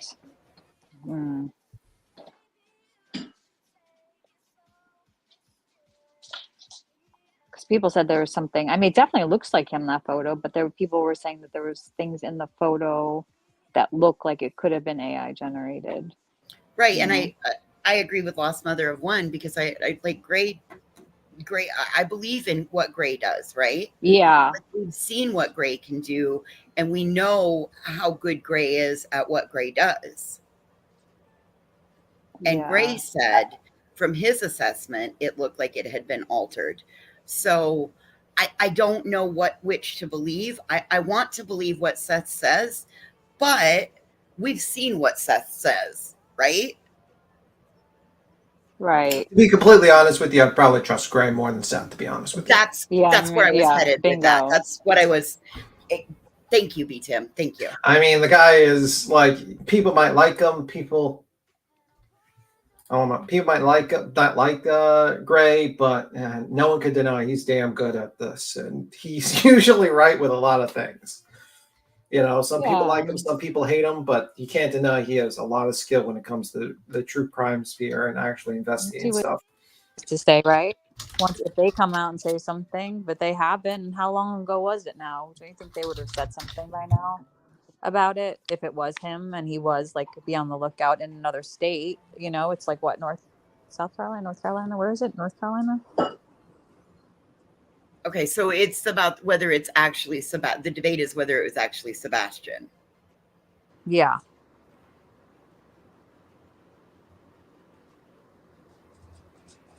Not if the photo is real or not, whether it's actually Sebastian in the photo versus it being somebody else. Yeah, I mean, like somebody said a minute ago, who said it? A blank slate, that everybody has like a doppelganger, and like just by the angle and like the way his glasses look, it just could be like it looks so much like him. I don't know. Like the picture could be real, but not him. You know. See, Gray says the picture is real, but not. Okay, so that's the difference in whether they mean like real as in the picture's real, or AI generated, or real that's really Sebastian, or I get it. So it's two different. It's how you interpret the statement. Okay. Oh, did you see what Stereophonics mom wrote? She said that Gray put a picture of himself in the AI program and it said it was 90% AI. I think he is 90% AI. I think so. I think we just figured out Gray's stuff. He's part of the experiment. He's going to be like the Terminator. He's like literally like Skynet. We find out it's like Gray Hughes. You're going to hear like dun dun dun dun dun. You're going to hear Gray Hughes' voice from the robots coming out of the Terminator robots. Gray Hughes' voice. He's going to have like a mecho, like he's going to have a robot dogs attacking people. Like the midget, the small little dogs, but they're robots. It is best to wait for TBI, Seeker. I agree. I agree. In 2025, Gray Hughes was a YouTuber.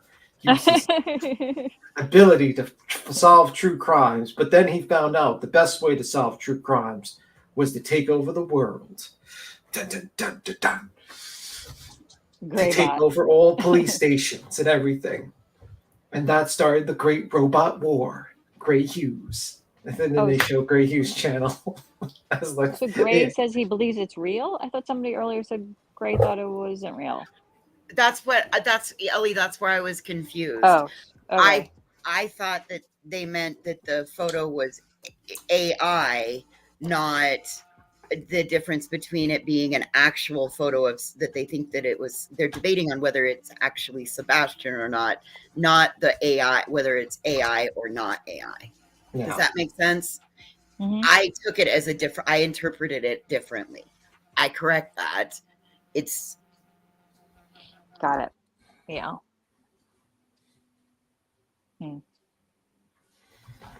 Let's look at Gray Hughes. Let me see. Yeah, Gray is still a He YouTuber. believes- He's not LE. I know that. People we know. Somebody else is saying, I thought Gray said he thought it was real. Yeah. Right. He believes the photo shows no signs of AI or photo editing. Got it.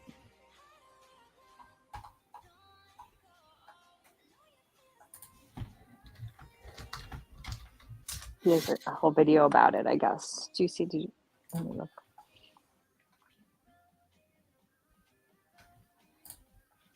Yeah, he has like a 7-minute video.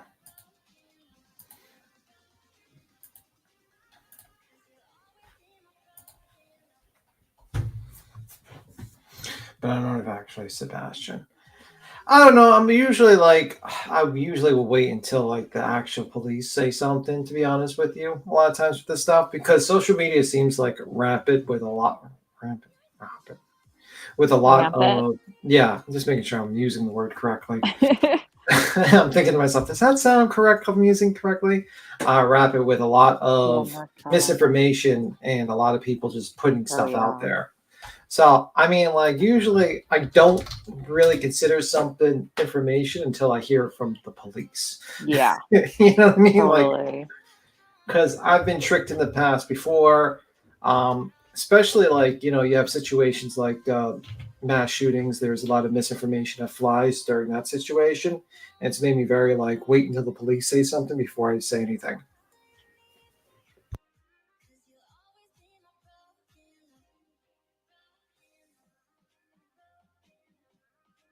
Yes, Queen, if you want to keep on playing.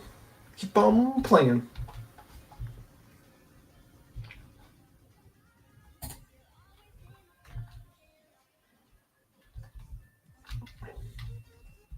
Keep on playing.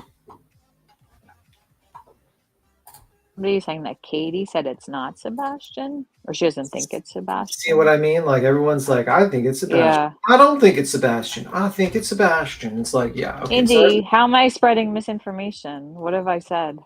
Oh, shit. She wants to kick me. I'm going to kick you, Indy. I'm going to kick you, Indy. We're going to have to kick you. We're going to have to. I've hardly said anything. We're going to have to get rid of Indy. Indy's in trouble. We're going to have to send Indy to the AI generated. The AI, yeah. The AI generated Shadow Realm. Let me see. We don't know if it was real, Katie. Okay. So trees have been confirmed by SF investigates. They are brown right now. He has his team go and recreate the photo a couple of days ago. How the hell did he get a team? God damn. Is it like an actual team or is it like Betty's team? That's what my question is. Is it a real team? Yeah, Indy, why are you trolling me? I'm with Kate. Keep your hands and feet to yourselves, please. Yes. Mm-hmm. So what other thing? Discord beats him. Are you ready to play this? Yeah, you can play it. Believe this to be Sebastian, or do they think different? I haven't had much communication with them since I returned from North Carolina, and when I was up in North Carolina, I had no signal. Okay. Man. Okay. Well, hopefully you guys are going to have a conversation soon, right? Where y'all have signal at the same time, because hopefully you guys are going to still work to get, that alliance is still prominent, right? Correct. Okay. Well, I mean, fingers crossed. Real talk. Fingers crossed for that. For sure. I got a couple questions. There's some people who have some super chats that want to ask some questions here really, really quick. Like I said, it's not going to be a super long conversation, guys, but I just wanted to give you guys the update, introduce you guys to the news spokesperson, and talk about this sighting here. And I appreciate you guys blessing us with your time. Real talk. Seth, Tony, we really do appreciate it. Real talk. Michelle says, thank you so much. Sebastian Strong, all day. We agree. All day. Just like Pascal, I would definitely, your fan base is Sebastian's army. They are Team Sebastian. With their help, with everybody's help, Sebastian will be found and brought home. And I appreciate all the help that you're doing by keeping my son's name out there. And I appreciate all the support. Of course, brother. Of course. We're all Sebastian Strong here. Okay. All of us. We all want the same thing. Sebastian home, transparency, truth, and just him home. Right. And I feel like we'd all do the same for each other, right? We'd all fight and bring up conversations and have a Tony Mathis, like I said, having someone to come in and take the brunt of some of the heavy lifting while you can go off and work on finding Sebastian, figuring out if he is in North Carolina or not. We're all here for the exact same goal at the end of the day. Even Michelle says, amen, right? The five Canes says, CP verbally abused a lady today, so good luck. Well, we're not going to talk about that. Yeah, I don't know if that's true or not. So, like I said, the rumor mill still rumor milling, okay? And I will say this too. The Prophets love to have them on this platform to have a conversation anytime they want, literally. I want to make that abundantly clear, okay? Because, hey, they have some information. Seth has some information. If there really is an alliance going on, come on over. Let's have a conversation. Stephanie, thank you so much. Wouldn't a parent have to verify the footage, or do they have DNA to is Sebastian, or did they get DNA? I think that the question is, wouldn't they have to verify footage by a parent? That's actually a good question. Tony? Yeah, no, you don't verify footage. You verify the person in the footage. And until they figure out who that person is, there's nothing to verify. So, a DNA doesn't do any good on a photo or video. So they're chasing down who the person is. When they figure out who the person is, they'll know if that's Sebastian or not. Right. They won't need DNA for that. No doubt. Actually, let's talk about this too, because I also heard over the past week that there were pants that were found. Can we talk a little bit about that? Tony, do you have any information about the pants? Okay, Seth, any information on the pants that were found? While I was in North Carolina, somebody did reach out to me and stated that they found a pair of pants and a part. I don't remember the exact name of the part. I did reach out to the detective over the case and let them know that somebody found a pair of pants that were like the ones that Katie described Sebastian wearing. And I let him know, and he said he was going to take care of it. And he turned around and had them collected. Okay. But they said it's not a match, right? There's no connection. Correct. They let me know the next day that they were not Sebastian's. How did they know? From my understanding, it was the wrong size. Wrong size? Did they say it was too small, too big? What does he usually wear? What size? They did not tell me. They did not tell me specifics. They just said that the size was wrong. Interesting. Okay. But I definitely would like to extend my thank yous to the two lady officers that went into the river, into it, and fought off the deadly moccasins and ticks that the other gentleman wasn't. Because at least somebody was able to do something. I couldn't do it myself. I wasn't there. Yeah. And I appreciate the officers that did. Well, hey, shout out to those officers for being willing to get dirty. Long story short, right? Yes. We appreciate them. We appreciate every bit of help. Oh, hey, I had a good question. Seth, how would Sebastian So those are the joggers that Terry Lynn found or whatever. She's been growing her channel like hell off this case. I said she's like the next tragedy pimp in training.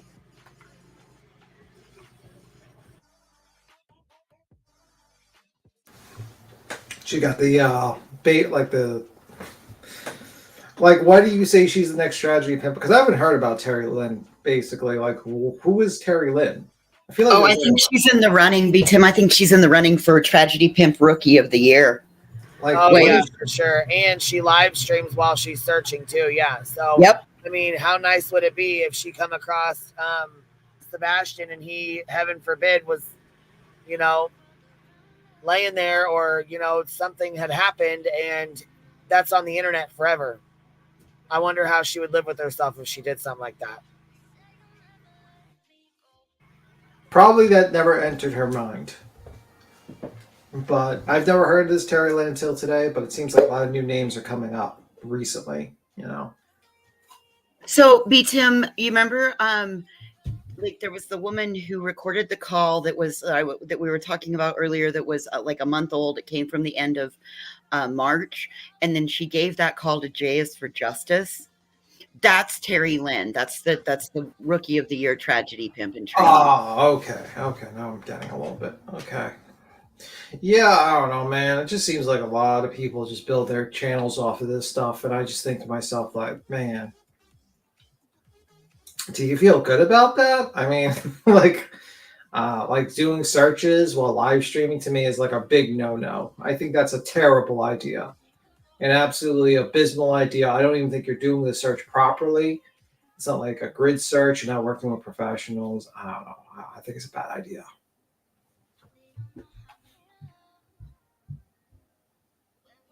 That's my opinion.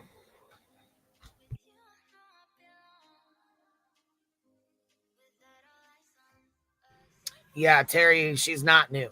She's not new. We're just saying she's new to the tragedy pimping game. Because I think she was sitting at about 4,000 subs. And since she's found those joggins and been, doing this, hopped on this searching with her cell phone and all this bullshit, cussing Chris out, releasing the call, she's sitting at about 14K right now. So the 90-day community. What is the 90-day community? The 90-day fiance from TLC. That's where she's from, and now she's new, and she's now True Crime. Sebastian Rogers has become her new cash cow. Yes, ma'am. You are. Was she on the show? No. She was one of those that reviewed the show every week.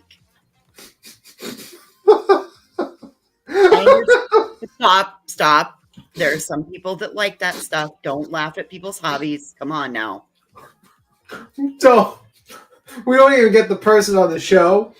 We get the person that reviews the show. That's going to be the True Crime person. That is commitment. That is commitment. Yes, that is her level of commitment. Okay. I love it though. Go ahead. You can laugh all you want. Okay.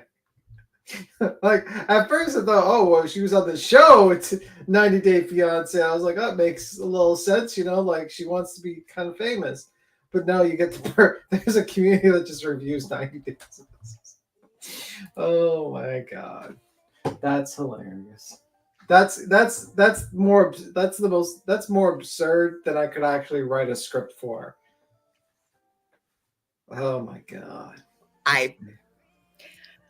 Listen, I didn't know if people in here were like that they watch that kind of stuff. I didn't want to make anybody upset if that were the case. But I don't watch that kind of TV. That's not my. I mean, if I wanted to watch fantasy, I would watch a Godzilla movie. I mean, you know what I mean? Like, it's just pure fantasy. A lot of those shows. It's like they all just do it. They just pick some person that's just randomly looks okay. And most of the times it's like, oh, they just separate out for a while and they just get their check and move on.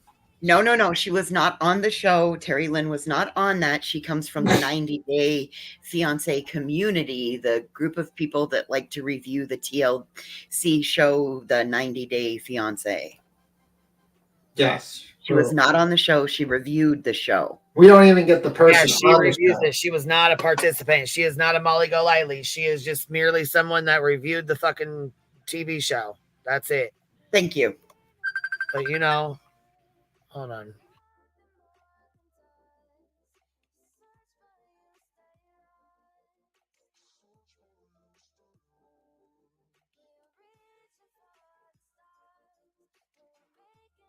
Oh boy.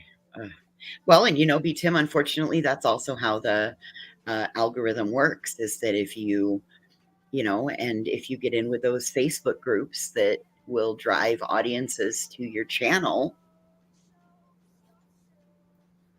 Yeah, pretty much. I mean, but I'm kind of shocked. How do you jump from reviewing 90 Day Fiance to investigating missing children? Well, you jump on the next hot case and you ride the wave just like everybody else, and you get reached at the very beginning. You start reaching out to people. I mean, think about this. It must have been killing her to sit on that call for a month. It had to have been absolutely killing her to know that, I got a recording of Mr. Proudfoot. You know what I mean? That had to have just, she sat on it for a month, and she's local. Yeah. Oh, okay. She's local. Okay, that makes a lot more sense now. I was like, how does she just decide one day to just... Yeah, first she followed Seth around and was like, following him around searching. That's what she was doing at first. And then she went on her own little whatever, you know what I'm saying, her own searches, and then I don't know how the hell she got in contact with Chris, but Seth, I'm sorry, her and Seth had an argument on the phone. Oh, hey, look, Juju B says she disclosed she did it for Nina's custody case. Because she's local to her, and I guess her dad went to school with some Proudfoot or something. Oh my God. Small towns, yo. Small towns. Yeah, so there She you better go. hope. She better hope she didn't go to high school with Seth or anyone. Josh, she might be accused of committing murder or kidnapping someone, according to some defense attorneys. You go to high school with someone 10 years ago, that makes you guilty, and it probably makes you try to cover up. Like, what the fuck are you talking about? I was making a dig at the Karen Read case, the fucking defense person.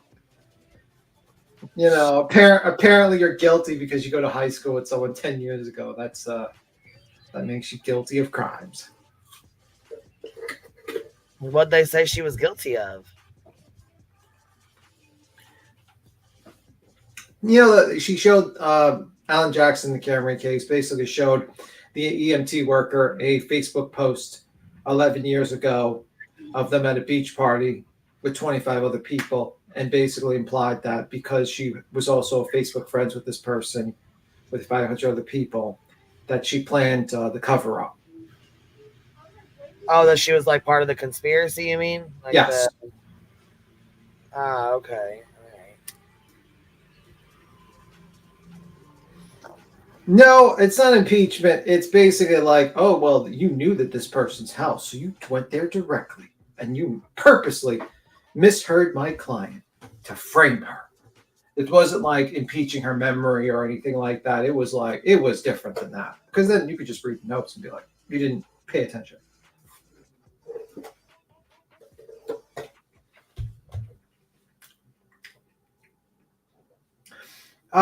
Just a random Karen Read thing I threw in there. But anyway, you keep on playing. That was a side tangent. Sorry. Side tangent. Well, it all goes back into the small town thing.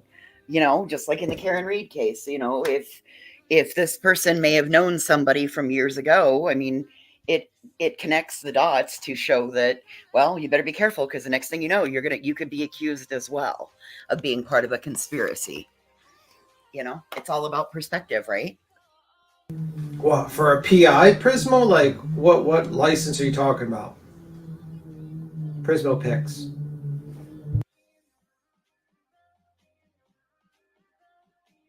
What? I'm sorry. Prismo says, does one need a license or approved by LE? Not sure. I'm not sure if they're talking about like a PI license or anything like that. Searching independently. No, you do not need a license, I think. Nope. I think a lot of people go out there without a license.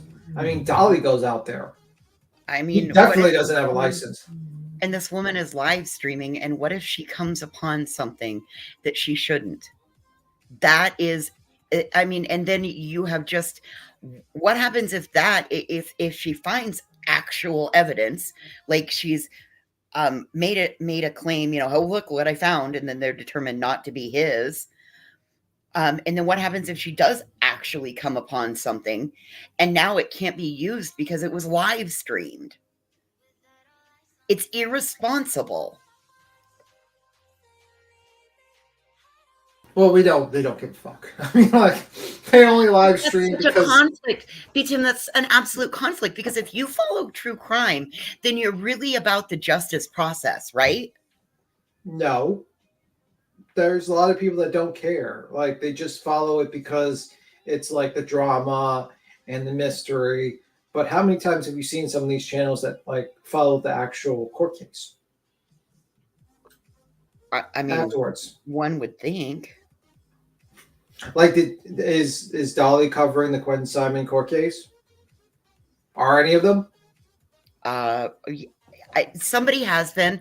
I've seen a couple of things that have been out there. Yeah, but I'm saying, like, Dolly, you know, these people that were there, they're so passionate about justice, and they just disappear. They haven't covered it. Same thing with a lot of other channels. It's just about basically what brings you views. But once the person's caught and they're going on trial, they're like, let's go to the next one.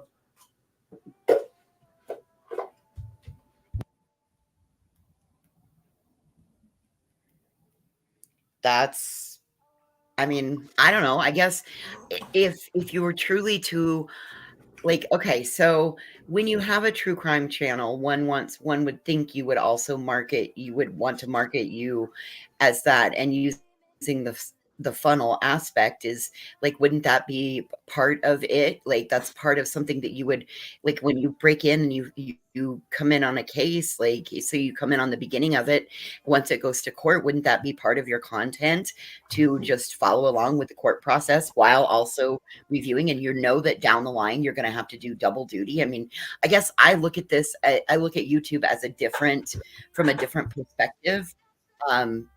Or maybe I am looking at it now through a different perspective, because this is a financial opportunity that you have. With an opportunity comes responsibility from my perspective. Yeah. Moderator, you don't have to put caps.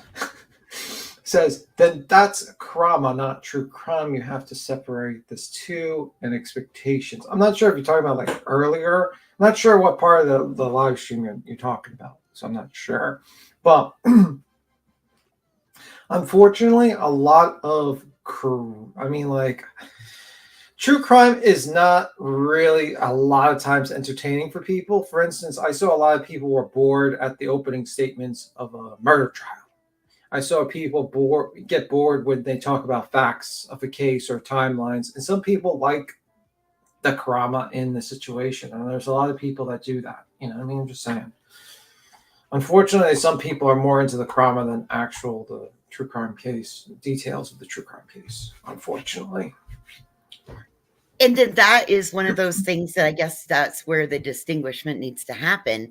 And I guess that's where the awareness can come from, is that there are people that follow the drama surrounding a true crime case while putting their opinion, their speculation, their feelings, because that's the biggest problem, is that fuck your feelings. It's facts over feelings. But too many of these people, well, from where I come from like in my experience, I knew this kid down the street, my neighbor, my cousin, my ex-husband, blah, blah, blah, blah, blah, had this, that, and the other. And that's where they get their factual basis, because it's some experience that they had, and they're trying to use life experience as their basis for their facts.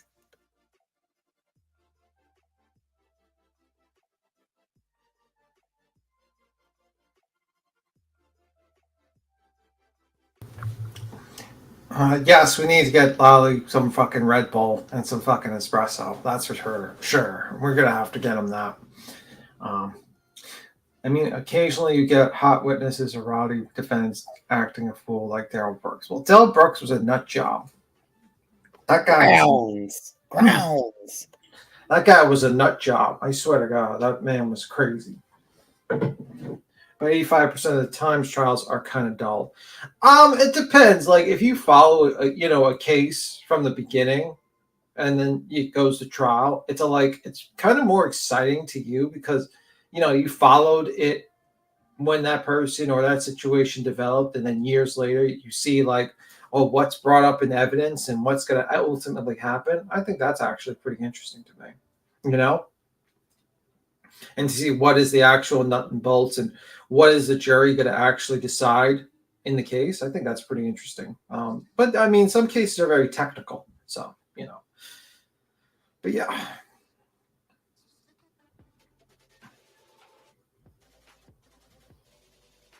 But in this case, I'm hoping that the kid gets found. Just, to be honest with you.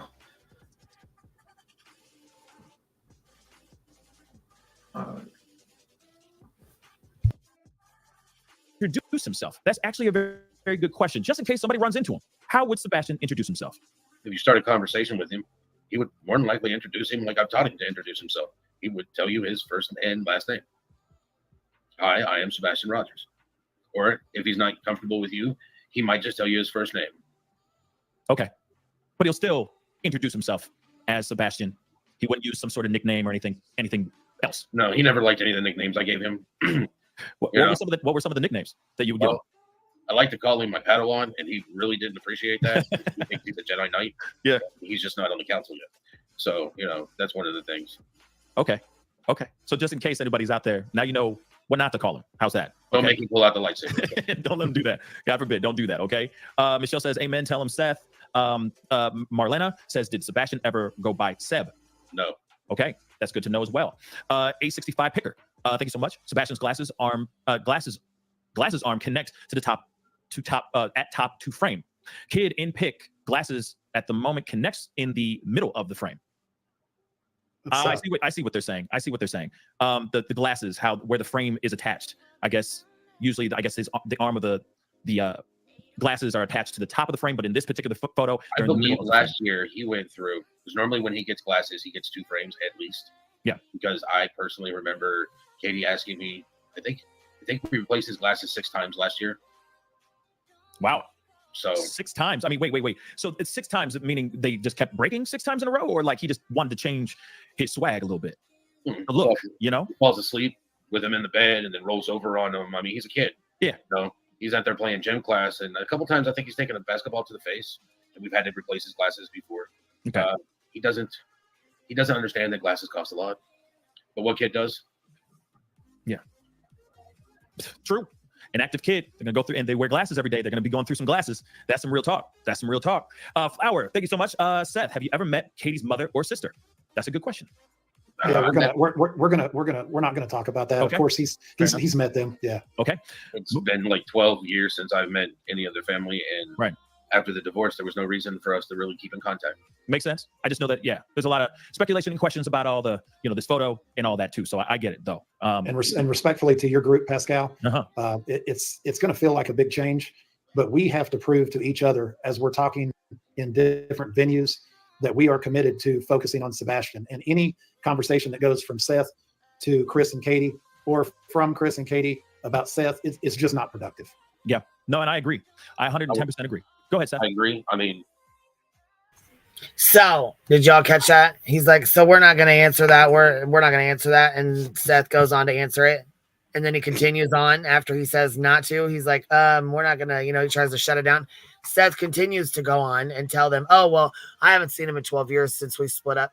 He already told you to shut the fuck up like a damn lawyer. You know what I mean? Like you're talking too much. Yeah. And I think that's,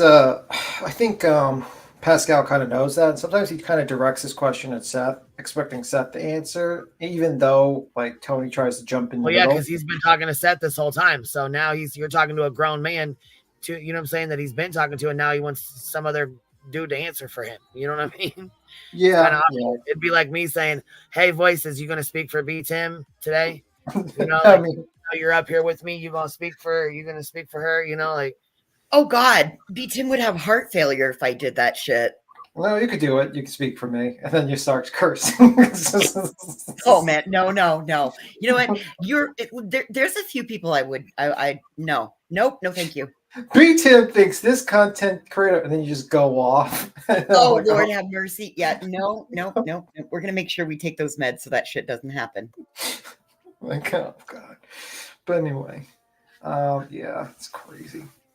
It's kind of awkward. Anyhow, we've been on here about 3 hours, and I got to go pick up my little stove. All right, Queen. Feel better, Okay, see you later, love. Thanks for having us. Pop on here later or something, or maybe tomorrow or whatever. I'll catch y'all. I'll catch you on the flip side. Bye. That's right. Bye. Flip side. Bye, y'all. I appreciate you guys hanging out, and thank you guys for being here. And I'll try to catch you guys later. Depends on if if things are boring or whatever, I need some change of pace. I'll pop on here and chit chat with y'all. Anyhow, thank you guys for being here, and I'll catch y'all on the flip side.